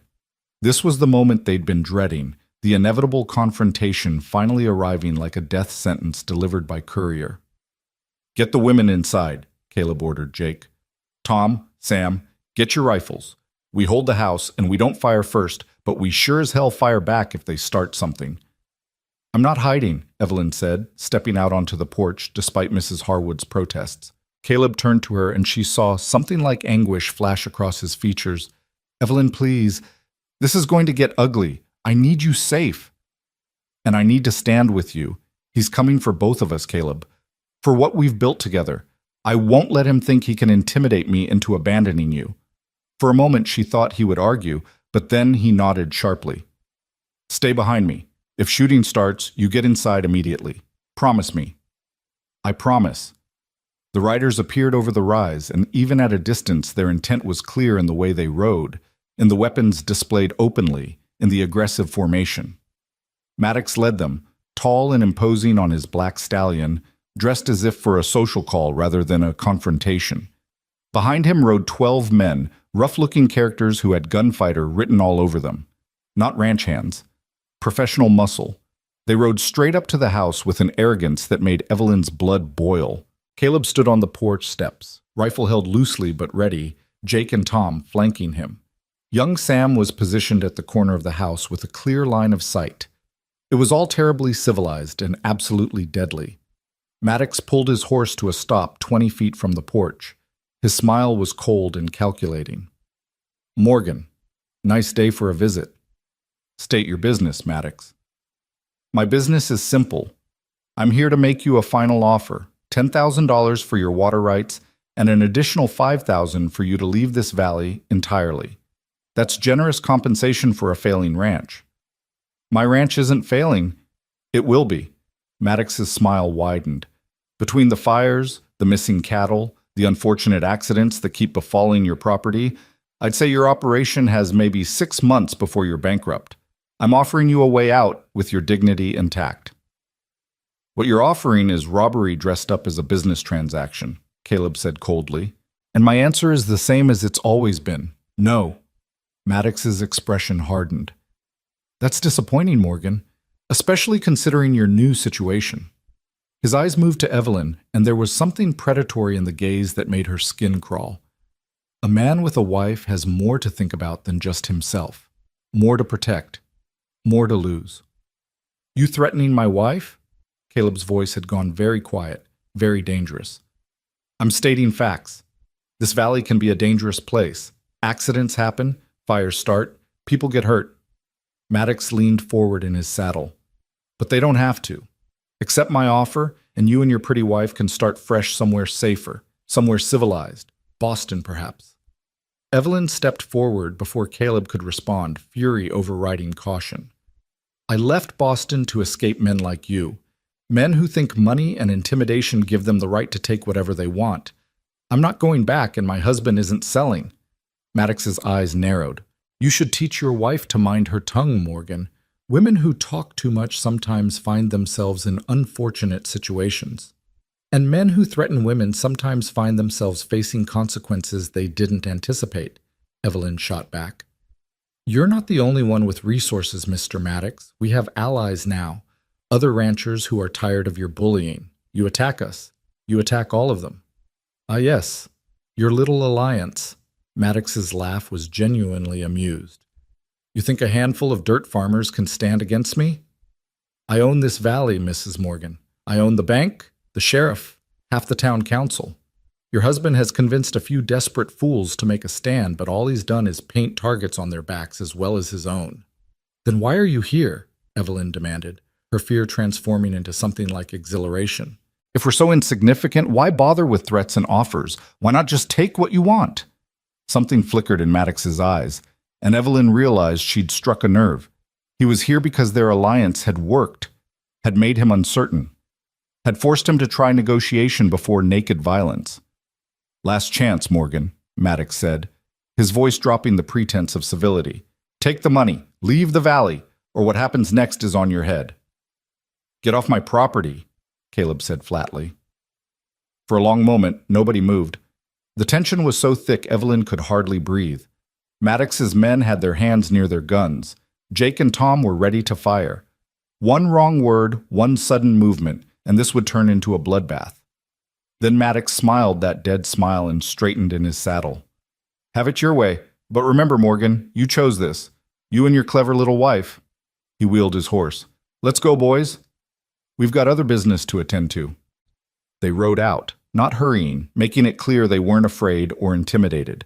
Evelyn watched them disappear over the ridge, and only then did she realize she was shaking, adrenaline flooding through her system. Caleb lowered his rifle and turned to her, his face pale beneath its tan. That was either incredibly brave or incredibly foolish. "Probably both," Evelyn admitted. "But did you see his face when I mentioned the alliance?" "He's worried, Caleb. Really worried. That's why he came himself, why he brought so many men. He's trying to scare us into submission before we get stronger." "He succeeded in scaring me," Mrs. Harwood said from the doorway, her voice shaky. That man is the devil himself. That man is desperate, Jake corrected. Mrs. Morgan is right. He wouldn't be here making threats if he wasn't worried about losing control.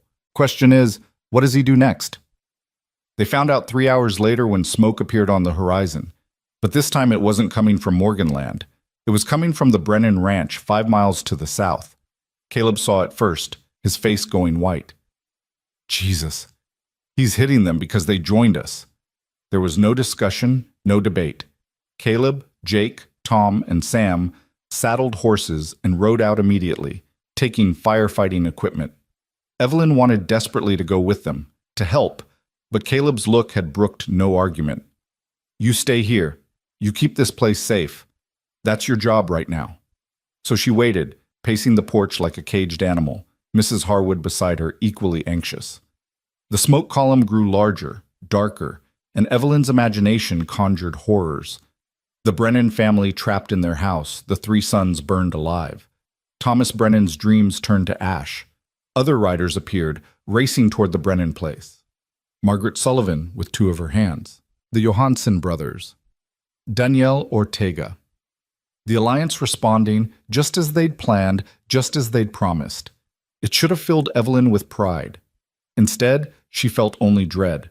This was her fault too. She'd helped create this alliance, had encouraged these people to stand together. Now they were all targets. The men returned after dark, exhausted and reeking of smoke. The news was grim, but not catastrophic. The Brennans had lost their barn and winter hay stores, but the family was safe, the house intact.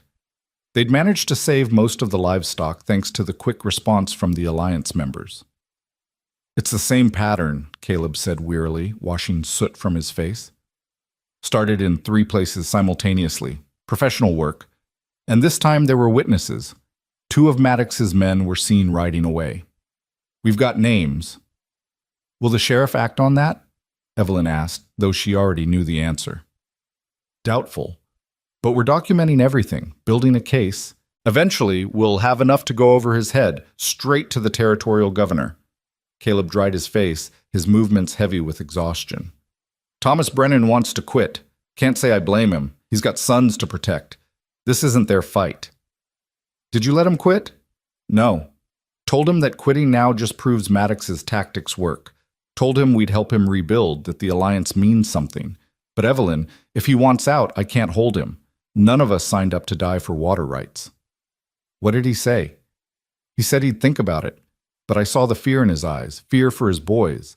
That's a powerful thing. Caleb met her gaze. I'm starting to wonder if you and I are leading good people into disaster. Evelyn crossed to him, took his dirty hands in hers. We're leading good people to stand up for themselves. Yes, it's dangerous. Yes, people might get hurt. But what's the alternative? Let Maddox take everything? Let him rule this valley through fear and violence? That's not living, Caleb. That's just slow death. When did you get so fierce? He asked, a ghost of a smile touching his lips. When I met a man who promised me kindness and delivered it consistently enough that I started to believe in possibility again. You showed me that standing up matters. Now I'm trying to show you the same thing. He pulled her into his arms then, a quick, desperate embrace that spoke of fear and gratitude and something deeper than either. She held him tight, feeling the rapid beat of his heart against her cheek, and knew that whatever happened next, they would face it together. The next 2 weeks were a nightmare of constant vigilance. Maddox didn't attack again directly, but his presence was everywhere. Cattle disappeared in small numbers, never enough to be devastating, but enough to be a constant drain. Fences were cut. Equipment was damaged. Alliance members reported similar harassment, a campaign of attrition designed to wear them down psychologically and financially. Caleb spent hours each day riding between ranches, coordinating responses, shoring up resolve. Evelyn took over much of the ranch management, surprising even herself with how quickly she'd learned. She could read the account books now, understood the economics of ranching, could make decisions about supplies and scheduling. Mrs. Harwood taught her practical skills, how to preserve food, treat injuries, manage a household under siege conditions. At night, Evelyn would collapse into bed exhausted but oddly satisfied. She was contributing. She was essential. For the first time in her life, she was truly needed, not as ornament, but as partner. She also spent time writing letters, using her educated hand and knowledge of proper form to craft appeals to the territorial governor, to federal land officials, to anyone who might have authority over Maddox. She documented every attack, every threat, building a case with the same meticulous attention she'd once given to needlework and social calls. "You're a natural strategist," Caleb told her one evening, reviewing her latest letter. "This is better than anything a lawyer could draft." "I had excellent tutors," Evelyn said, "though I doubt they imagined I'd use my education for frontier warfare." "I'm glad you are. Couldn't do this without you." Their relationship had shifted in subtle ways since that embrace after the Brennan fire. Nothing overt, nothing spoken, but there was an intimacy now that went beyond partnership. Their hands would brush and linger. Their eyes would meet across rooms and hold. Sometimes, late at night, Evelyn would hear Caleb moving about the house and would open her door to find him checking windows, securing locks, standing guard over her sleep. Once, she'd found him outside her door, his back against the wall, rifle across his knees, keeping watch. "Caleb?" she'd whispered. He'd looked up, and in the lamplight his face was raw with concern. "Couldn't sleep. Kept thinking about that threat, about you in here alone. I know it's foolish. It's not foolish. Can I sit with you?" So she'd sat beside him in the hallway, their shoulders touching, and they talked in whispers about everything and nothing until dawn began to lighten the windows. About his dreams for the ranch, about her memories of Boston, about the books they'd read, the places they'd like to see someday, the kind of future they dared to imagine. "I never thought I'd find this," Caleb had said as the first birds began to sing. "Someone who sees the world the way I do. Someone who challenges me and supports me in equal measure." "I never thought I'd be allowed to be this person," Evelyn had replied. "The one who speaks her mind, who fights, who matters." He'd taken her hand then, laced his fingers through hers. "You matter, Evelyn. You matter so damn much." But there'd been no kiss, no declaration, just that holding of hands and the quiet understanding that something profound was growing between them. Something that might have been love if they could survive long enough to let it bloom. 3 weeks after Maddox's visit, as October deepened toward November, Daniel Ortega rode in with news that changed everything. He was bleeding from a head wound, barely staying in his saddle, and the story he told was chilling.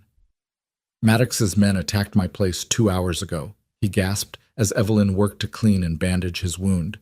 "Came in force, at least 20 of them. Burned my barn, ran off half my herd. I got away with my family, but barely. They said it was a message, said to tell Morgan and his alliance that this is what happens to people who stand against progress." "Your family," Caleb demanded. "Are they safe?" "I sent them to town, to the church. Figured even Maddox wouldn't attack a church. But my ranch—" His voice broke. "Everything I've built, gone in an hour." Fury unlike anything Evelyn had ever felt coursed through her veins. This was beyond intimidation now. This was destruction, pure and simple. This was Maddox showing that he could take everything from them and face no consequences. "We have to fight back," she said, her voice shaking with rage. "We can't keep absorbing attacks and documenting them for authorities who'll never act. We have to make him pay." "How?" Caleb asked, and she heard the same fury in his voice. "He's got more men, more money, more influence. If we go after him directly, we play into his hands. He'll claim self-defense, and the law will back him. Then we don't go after him directly. We go after his reputation, his business." Evelyn's mind was racing, putting pieces together. "He runs cattle too, right? Ships them east for slaughter?" "Yes, has a contract with the railroad. So his reputation for delivering quality cattle on schedule matters. If that reputation is damaged, he loses money, loses contracts, loses power." Jake, who'd been listening, caught on immediately. "You're thinking we sabotage his operations." "Not sabotage. That would be illegal. But what if his cattle somehow got spooked and scattered? What if it took him weeks to round them up, making him miss his shipping deadlines? What if word spread that Maddox couldn't be trusted to deliver on his contracts?" "That's risky," Caleb said, but she could see him considering it. "If we're caught—" "We won't be caught because we won't do it ourselves. We hire it done. Use some of his own tactics against him." Evelyn looked at Daniel Ortega. You know the layout of Maddox's land, don't you? You've worked that range. Worked it before he bought it, yes. I know every canyon and waterhole. Then you could tell someone how to move through it undetected, how to reach his herds. Understanding dawned in Daniel's eyes, followed by something like savage satisfaction. Yes, I could. They spent the rest of the night planning, and by dawn they had a strategy. Nothing that could be directly traced to them, nothing overtly illegal, but a coordinated action that would cost Maddox tens of thousands of dollars and damage his reputation throughout the territory. It would be dangerous, it required perfect timing, and if it failed, Maddox would know they'd struck back and his retaliation would be swift and terrible.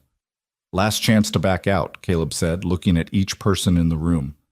What we're planning crosses a line, takes this from defense to active warfare. He crossed that line when he burned my barn with my children inside, Daniel said quietly. I'm in.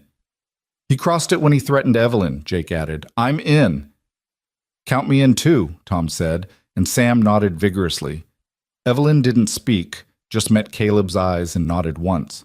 Whatever came next, they would face it together. The plan went into motion 3 nights later under a moonless sky that provided perfect cover for movement. Caleb and his men, along with Daniel Ortega and volunteers from other Alliance ranches, moved into position around Maddox's grazing lands. They didn't have to do much, really, just open a few strategic gates, fire guns in the air, create chaos that would scatter thousands of cattle across 50 square miles of rough terrain. Evelyn waited at the ranch with Mrs. Harwood and 2 guards, pacing the porch, watching the dark horizon. If something went wrong, if Maddox's men discovered them, there would be shooting. There would be death. And Caleb was out there in the middle of it. The hours crawled by with agonizing slowness. Midnight came and went. 1 o'clock. 2. At 3, she heard hoofbeats and tensed, but it was Jake returning with word that the first phase had succeeded. The cattle were scattered, chaos reigning on Maddox's land.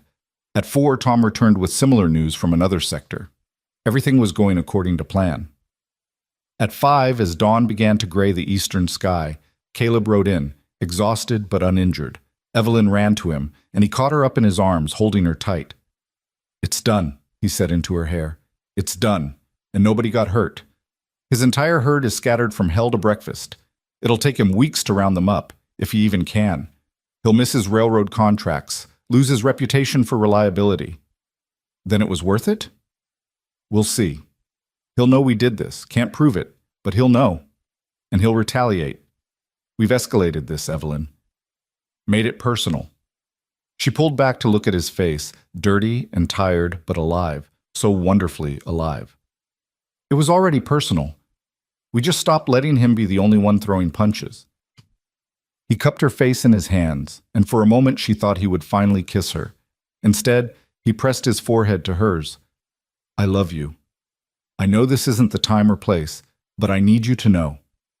Whatever happens next, I love you, Evelyn Morgan. The words hit her like a physical force, and tears sprang to her eyes. I love you too. I think I have for weeks now. I was just afraid to admit it. Don't be afraid, not of this. Everything else, yes, but not this. Then he was kissing her, and it was nothing like the chaste kisses of Boston society. It was desperate and fierce and full of all the fear and hope and love they'd been holding back. She kissed him back with everything she had, tasting smoke and dust and promise. When they finally broke apart, the sun was rising over the mountains, painting the valley in shades of gold. A new day, a new chapter. And whatever came next, they would face it as they'd faced everything else, together. The response from Maddox came faster than expected. By noon, riders were bringing news that Maddox was organizing a full-scale assault on the Morgan Ranch. He'd called in favors, hired more guns, was planning to come with overwhelming force within days. The gloves were off. This would be a battle, winner take all. Caleb immediately sent riders to every Alliance member, calling them to the ranch for defense. Some came immediately. Others sent word they would come, but needed time. A few, including Thomas Brennan, sent apologies but refused to risk their families in open warfare. Evelyn couldn't blame them. This had escalated beyond anything they'd anticipated. beyond harassment and intimidation into something that looked terrifyingly like the range wars she'd read about in sensational Eastern newspapers. Wars that ended with death and destruction on both sides. She helped prepare the ranch for siege, working alongside Mrs. Harwood to secure supplies, set up a makeshift infirmary, ensure they could survive for days if necessary. She loaded rifles, learned to shoot with some basic competence, prepared herself mentally for violence. At night, she and Caleb would steal moments alone, holding each other, drawing strength from their newfound love.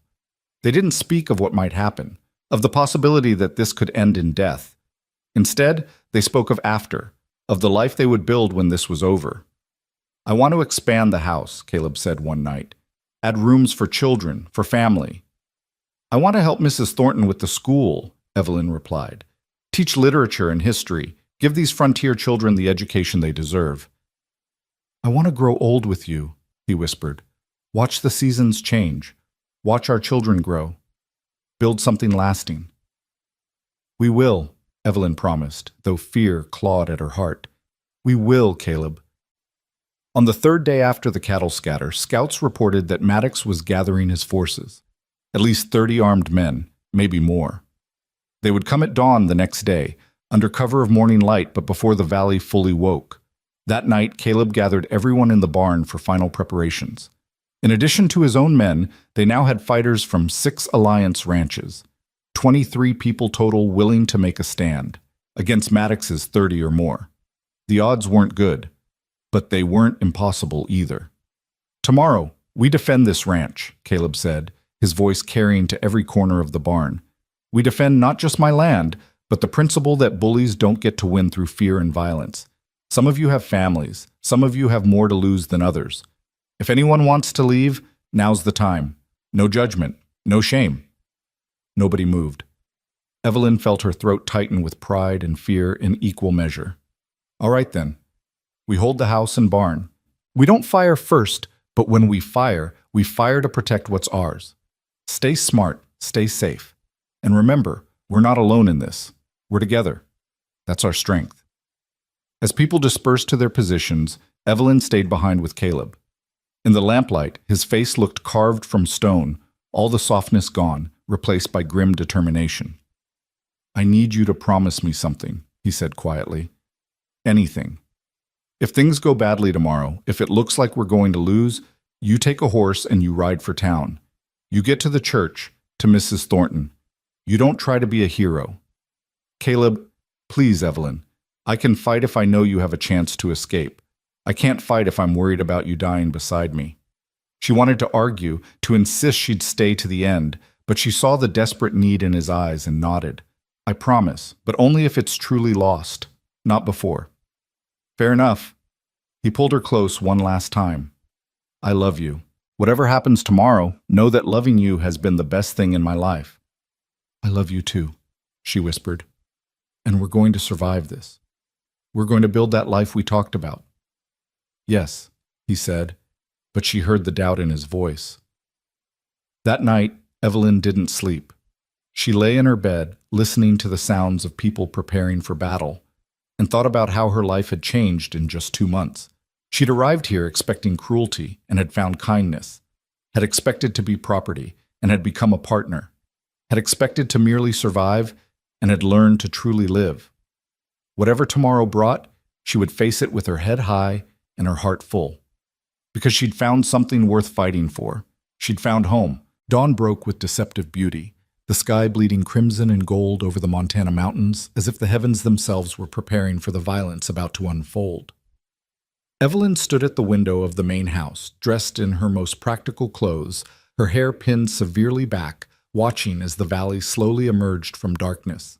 Behind her, Mrs. Harwood moved quietly, preparing coffee and food for the defenders, her weathered face set in lines of grim determination. Caleb had been up for hours, checking positions, ensuring everyone knew their roles, distributing ammunition.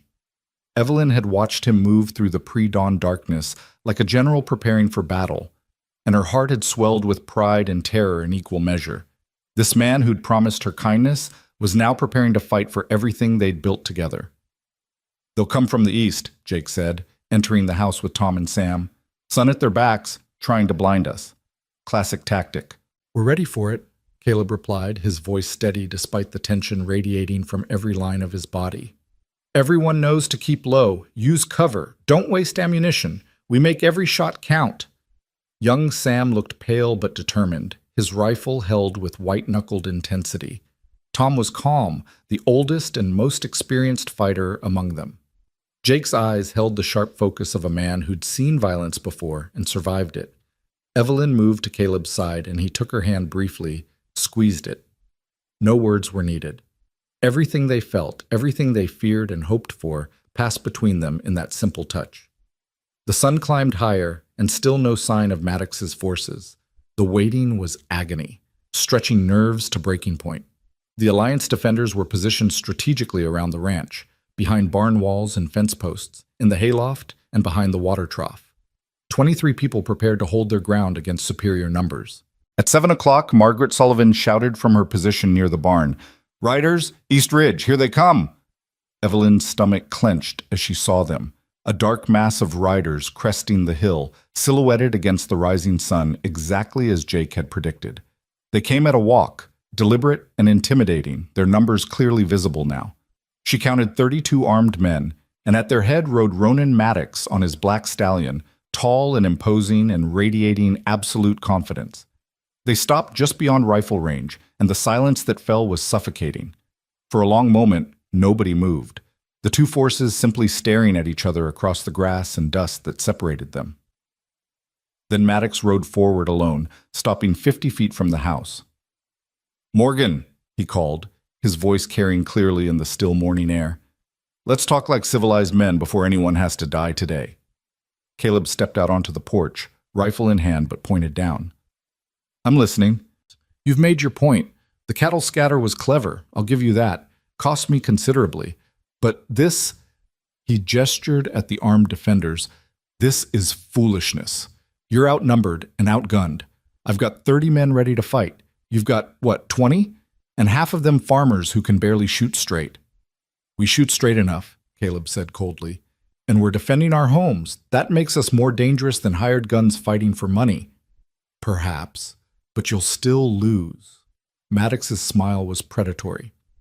"I'm prepared to be generous one last time. You sell me those water rights today, and I'll let everyone here walk away unharmed. I'll even sweeten the deal. $15,000. That's more than fair."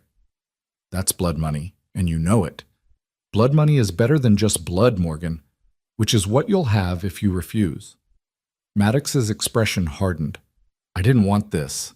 You forced my hand with your alliance, your resistance, your sabotage of my operations. But I'm still willing to end this peacefully. Take the money. Walk away. Live to fight another day." Evelyn couldn't stay silent. She stepped out onto the porch beside Caleb, ignoring his sharp look. "You talk about peace, but you've been waging war against us for months. Stolen cattle, burned pastures, threatened lives.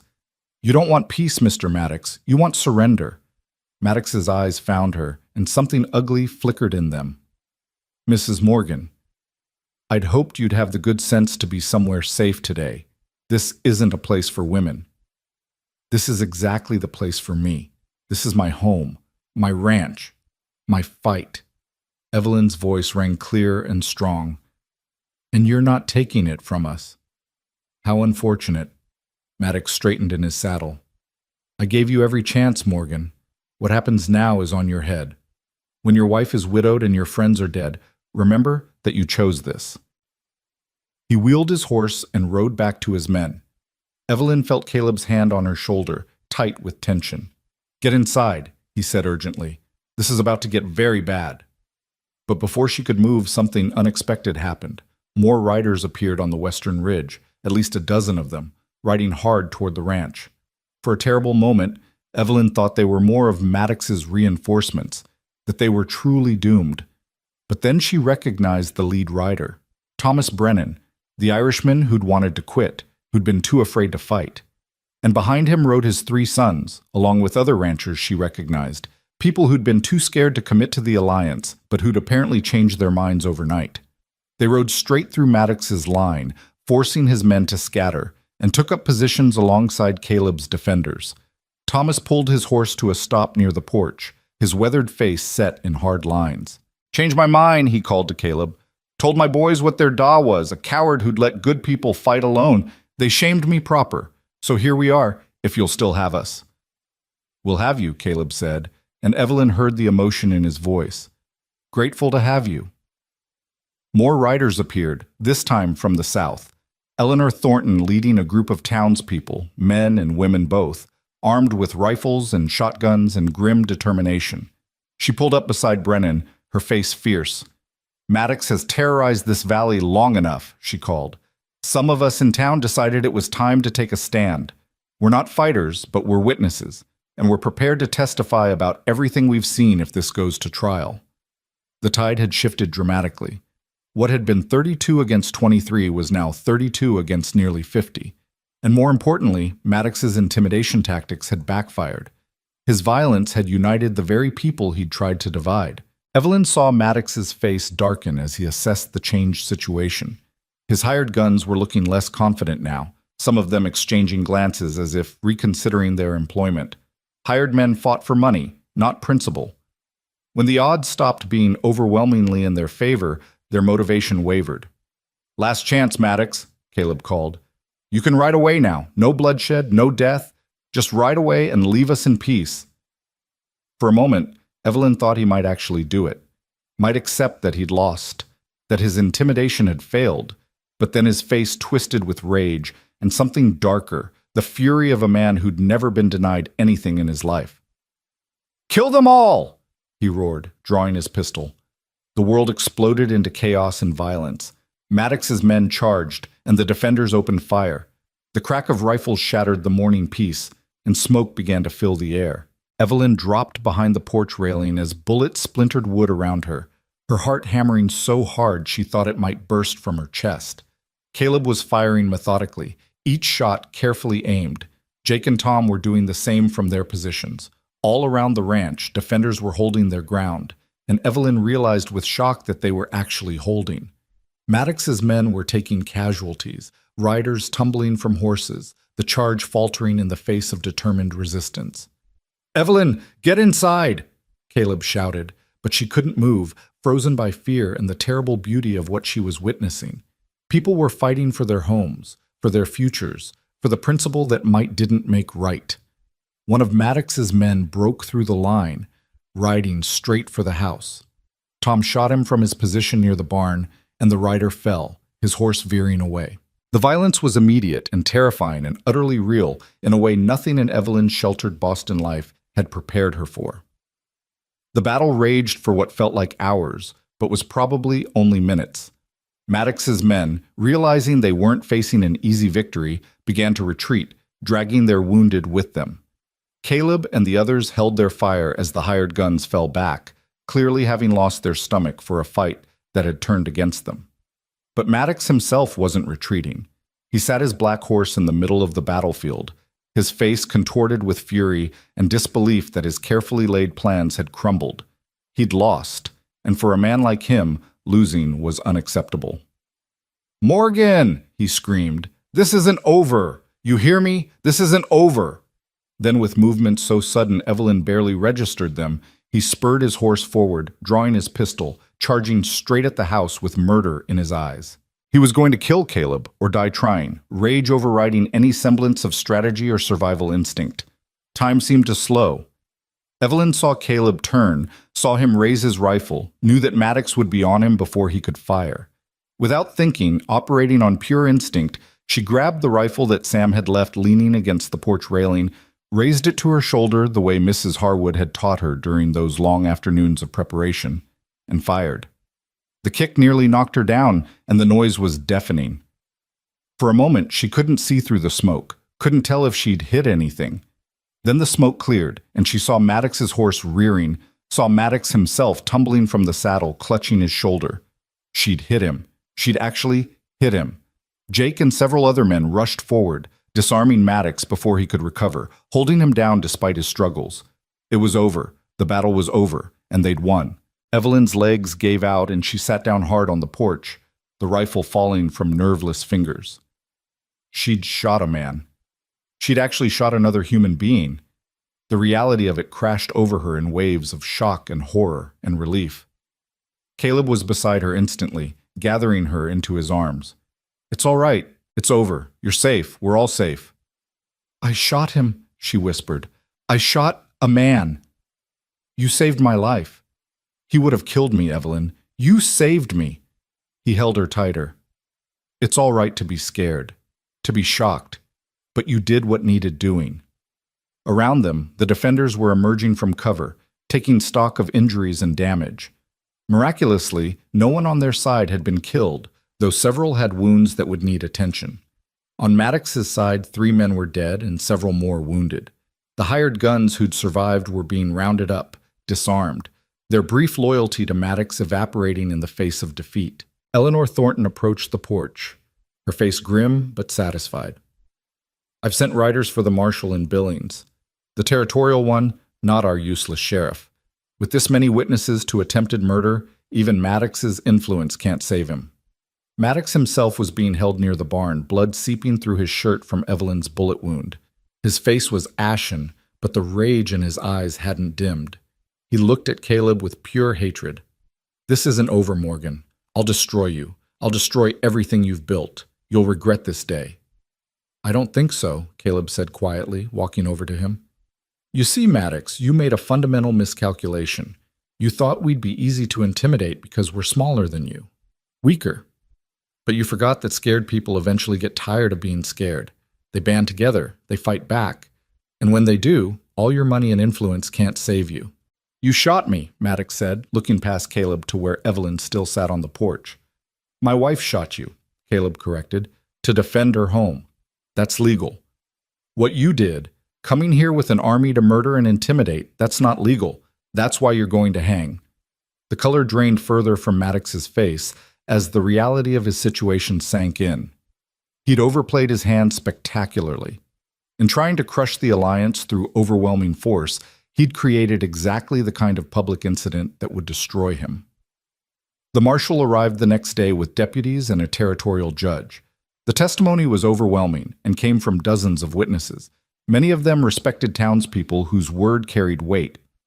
Maddox's hired guns, facing charges themselves, turned on him quickly, testifying about his orders to burn, steal, and intimidate. The paper trail that Evelyn had so carefully created provided documentary evidence of every crime. The trial was swift.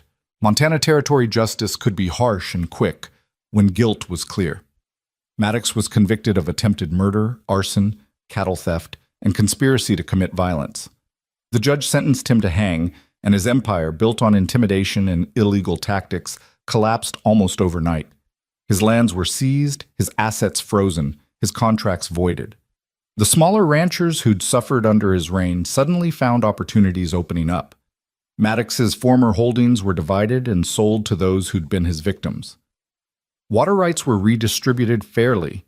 The valley, for the first time in years, knew something like justice.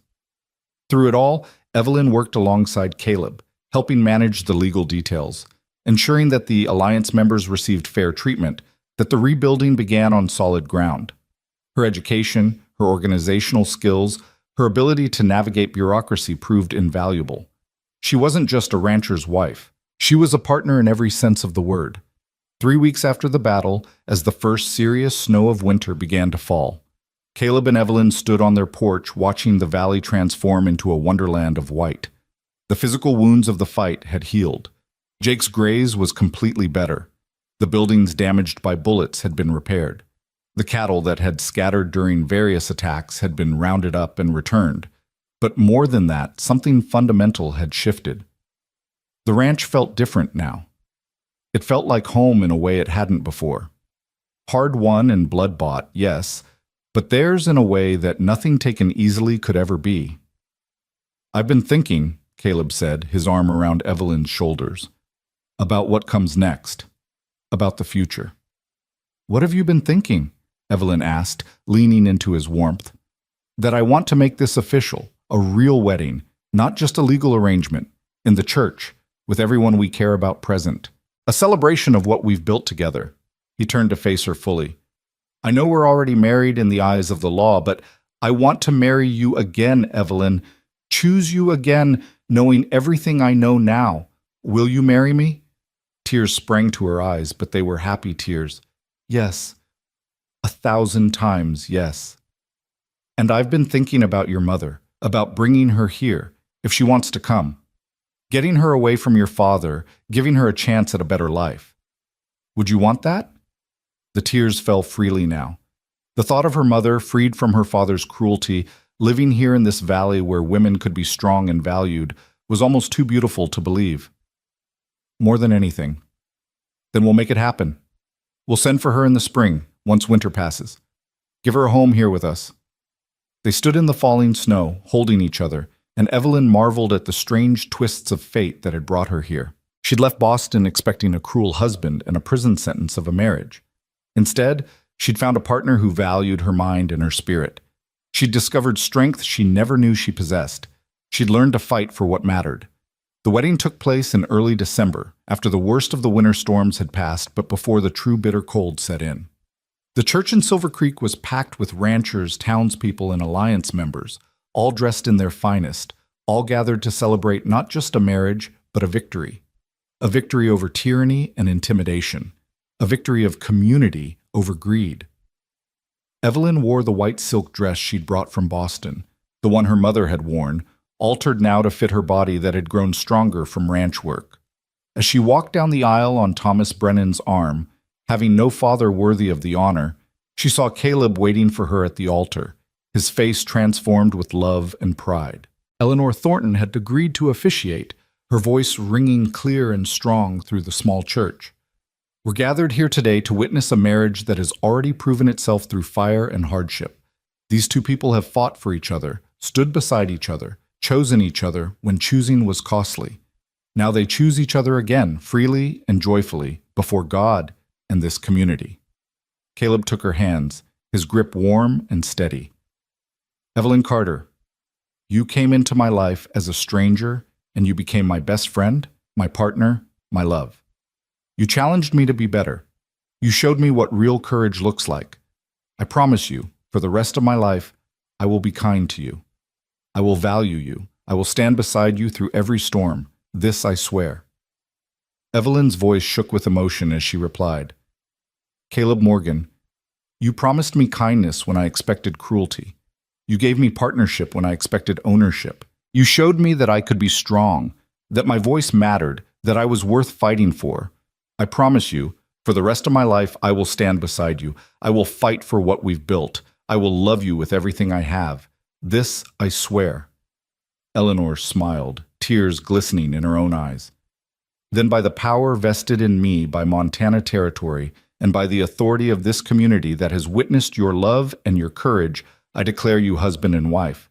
Not for the first time legally, but for the first time with full knowledge and full choice. You may kiss your bride, Mr. Morgan. Caleb kissed her then, in front of everyone. A kiss that held promise and passion and the memory of everything they'd survived together. The church erupted in cheers and applause, and when they finally broke apart, Evelyn saw that there wasn't a dry eye in the house. The celebration afterward at the ranch was raucous and joyful. Mrs. Harwood had outdone herself with food, and there was music and dancing and laughter that echoed through the valley. Alliance members swapped stories about the battle, embellishing details with each retelling until it became legend. Young couples danced under lantern light while older folks sat near the fire sharing memories and dreams. Margaret Sullivan approached Evelyn as the evening deepened, pressing a small package into her hands. For you, from all of us in the Alliance, a thank you for everything you've done. Inside was a beautiful leather-bound journal, the pages blank and waiting. On the first page, in careful script, was written, For Evelyn Morgan, whose courage inspired us all to stand and fight. May you fill these pages with the story of the life you've earned. It's beautiful, Evelyn whispered. Thank you. You earned it, girl. You're one of us now, Montana-born, even if you came from somewhere else. This valley is in your blood now. As midnight approached and guests began departing for their own homes, Caleb and Evelyn found themselves alone at last, standing in their house, the fire burning low in the hearth. They'd sent Mrs. Harwood to stay with Eleanor Thornton for a few days, giving them privacy for their wedding night. Tired? Caleb asked softly. Exhausted. Happy. Terrified. Exhilarated. Evelyn laughed. Everything at once. Me too. He took her hand. I know we've been living as man and wife for weeks now in every way that matters, but tonight feels different, like a true beginning. It is a beginning. Evelyn moved into his arms. The beginning of the life we choose, not the life we were forced into. He kissed her forehead, her cheeks, finally her lips. I love you, Evelyn Morgan. I love your courage and your mind and your fierce heart. I love that you shot a man to save me. I love that you're not afraid to speak your mind or fight for what's right. I love you too. I love your kindness and your strength and the way you value me as a partner. I love that you kept your promise from that train station. I love that you've shown me who I can be. They stood by the fire, holding each other, and outside the snow fell softly, blanketing the valley in peace. The battles were over. The wars were won. What lay ahead now was the harder work of building a life, of partnership and compromise and daily choice. But they were ready for it. Winter deepened, but the ranch remained prosperous. With Maddox gone, new opportunities opened throughout the valley. Caleb negotiated fair water-sharing agreements with neighboring ranches. The alliance evolved from a defensive pact into a cooperative that helped all its members thrive. Small ranchers who'd struggled under Maddox's shadow suddenly found they could succeed when given fair chance. Evelyn threw herself into community work, helping Eleanor Thornton at the school 3 days a week, teaching literature and history to children who'd never had access to such education. She also began writing, documenting the history of the valley, the struggle against Maddox, the building of the alliance. Her journal filled with stories and observations, a record of frontier life from a woman's perspective. In late January, a letter arrived from Boston. Evelyn opened it with shaking hands, and when she read the contents, she wept with joy. Her mother was coming.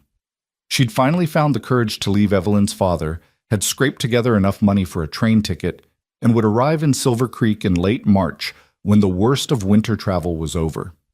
She's really coming, Evelyn told Caleb, showing him the letter. My mother is really coming here. She'll be free of him. Then we'll make sure she has a home here, a real home, where she's valued and safe. Caleb held her as she cried happy tears. She'll see what her daughter has built. She'll be proud. As February turned to March and the snow began to melt, revealing green grass beneath, Evelyn discovered she was pregnant. The realization came slowly, then all at once, and when she told Caleb, his face transformed with wonder and joy. A baby, he whispered, his hand on her still flat stomach. We're going to have a baby. Are you happy? Evelyn asked, suddenly nervous. Happy? Evelyn, I'm beyond happy. I'm terrified and thrilled and grateful all at once. A child. Our child. The beginning of a family. He kissed her deeply. A family built on choice and love, not obligation. That's everything I've ever wanted. They began preparing immediately, converting the small guest room into a nursery, ordering supplies from Billings, making plans. Mrs. Harwood was beside herself with excitement, already knitting tiny clothes and planning elaborate meals for Evelyn's health. You need to rest more, she scolded when she found Evelyn working on correspondence for the alliance. Growing a baby is hard work. So is running a ranch and managing an alliance, Evelyn countered, but she did take more breaks, did allow others to shoulder some of her responsibilities. In late March, as promised, Evelyn's mother arrived on the afternoon train. Evelyn stood on the Silver Creek platform, her heart in her throat, watching passengers disembark. And there she was, smaller and older than Evelyn remembered, her face marked by years of suffering, but her eyes bright with hope and fear in equal measure. Mother, Evelyn breathed, rushing forward.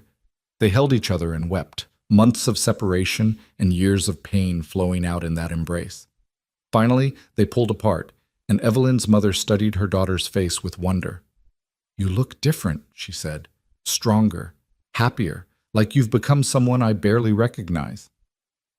I have become someone else, someone better, someone free. Evelyn took her mother's hand. Come, let me show you what I've built, what we've built. The ride to the ranch was filled with stories. with Evelyn explaining everything that had happened, everything she'd survived and fought for. Her mother listened with expressions shifting from horror to pride to disbelief. "You shot a man," she said at one point, her voice faint. "I did. To protect my husband. To protect my home." Evelyn glanced at her mother. "I know it's not ladylike, not proper. But mother, out here, survival matters more than propriety." "I'm proud of you," her mother said quietly. "Terrified for you, but proud. You did what I never could. You stood up. You fought back. You became strong." When they reached the ranch and her mother saw the house, the land, met Caleb and the others, she wept again. But these were healing tears, tears of release and relief and hope. "You were right to leave," she told Evelyn that night as they sat together in the main room, Caleb having given them privacy. "Your father sold you, but you bought yourself back with courage. You're free in a way I never was." "You're free now too," Evelyn said firmly. "You'll live here with us. Help with the baby when it comes. Build a new life. It's never too late to start again." Her mother's hand went to Evelyn's stomach. "A baby. You're having a baby." "I am. Your grandchild, who'll grow up knowing that women can be strong, that they can fight for what matters, that they don't have to accept cruelty as their lot in life." As spring deepened into summer, the ranch thrived. The baby grew inside Evelyn, her body changing in ways both wonderful and terrifying. Caleb was attentive and protective without being smothering, striking that perfect balance between care and respect for her autonomy. The alliance continued to flourish. More ranchers joined, inspired by their success against Maddox. Water-sharing agreements ensured everyone had resources. Cooperative buying and selling of cattle improved profits for all. The valley that had been dominated by one man's greed became a thriving community of mutual support. Eleanor Thornton approached Evelyn in August with a proposal. "I'm getting too old to run the school alone. I need help, someone who can eventually take over. I want you to be my partner in this, teach more days, help shape the curriculum, train to be my successor." Evelyn, 7 months pregnant and feeling ungainly, was nonetheless thrilled. "Even with the baby? Especially with the baby, you'll bring a mother's perspective to education. Besides, Mrs. Harwood has already volunteered to watch the little one while you teach. She's desperate for a baby to spoil." So Evelyn began teaching 4 days a week, her belly growing ever larger, showing young girls and boys alike that learning mattered, that education was power, that their frontier lives could include literature and philosophy, and art alongside ranching and survival skills. In late September, as the aspens turned to gold and the air grew crisp with autumn's return, Evelyn went into labor. It was long and difficult, attended by the doctor from town, by Mrs. Harwood with her frontier medicine, and by her mother whose presence was a comfort beyond measure. Caleb paced outside, pale with worry, until finally, after 18 hours, the baby's cry split the night. Mrs. Harwood emerged, her face transformed with joy. "A girl! You have a daughter, and both she and Evelyn are healthy and strong." Caleb rushed inside to find Evelyn exhausted but radiant, holding a tiny, red-faced, perfect baby girl. His daughter. Their daughter.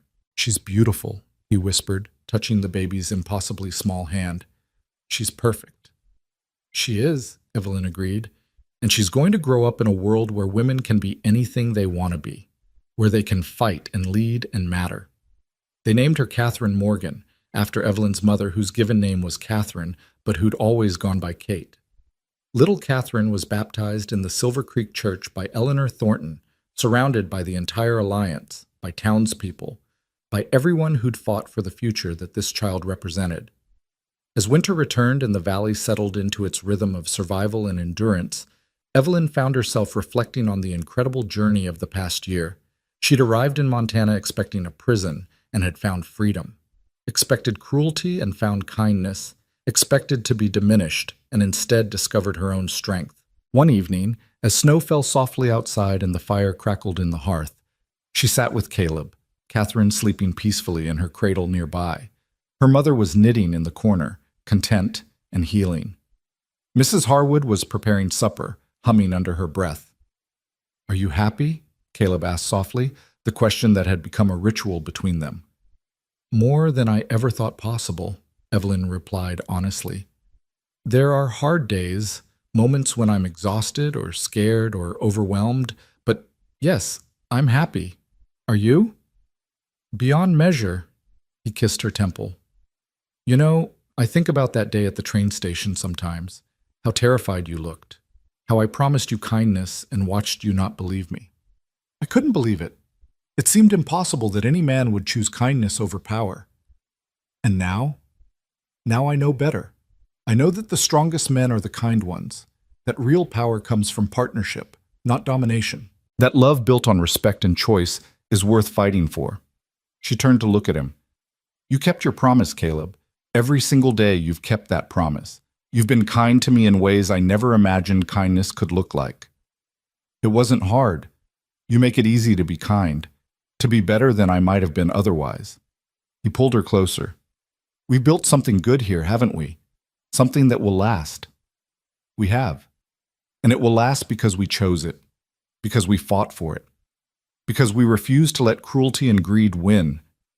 She looked at her sleeping daughter, at her healing mother, at the life they'd built from hope and determination. This is what victory looks like. Not just surviving, but thriving. Not just enduring, but flourishing. Outside, the Montana winter deepened, but inside the Morgan ranch house, warmth and love and hope blazed bright. The battles had been fought and won. The empire of cruelty had fallen. Justice had prevailed. Not perfectly, but enough. And in a small cradle near the fire, a baby girl slept peacefully, unaware that she was the inheritor of a legacy built on courage. A legacy of women who refused to be silenced, of men who chose partnership over ownership, of communities that stood together against tyranny. Years would pass. The ranch would grow. More children would be born. The alliance would strengthen and expand. The valley would thrive. Evelyn would eventually take over the school from Eleanor Thornton, would write books about frontier life from a woman's perspective, would become a voice for women's rights in Montana Territory. Her mother would live to see her granddaughter grow strong and fierce and kind, would finally know peace after decades of suffering. Mrs. Harwood would remain with them until her death at 90, beloved and valued as family. Jake and Tom and Sam would become prosperous ranchers in their own right, their success built on the principles of cooperation and mutual support. But all of that was still to come. For now, on this snowy winter night, there was simply this: a family gathered around a fire, safe and warm and together. A husband and wife who'd chosen each other freely and fought for that choice. A baby sleeping in peace, her future bright with possibility. And in the quiet moment before sleep, as Evelyn held her husband's hand and watched her daughter breathe, she remembered those 7 words spoken on a dusty train platform that had changed everything. I'll be kind to you. That's a promise. A promise kept through fire and battle, through fear and courage, through every trial that had come their way. A promise that had become the foundation of a love deeper and stronger than anything Evelyn had imagined possible. She'd expected a cruel husband and found a partner. She'd expected to merely survive and learned to truly live. She'd expected to be diminished and instead discovered she was capable of extraordinary things.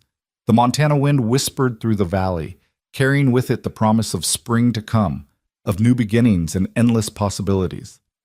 And in the Morgan ranch house, as the fire burned low and the night deepened, Evelyn closed her eyes and smiled, content in the knowledge that she was exactly where she was meant to be. Home.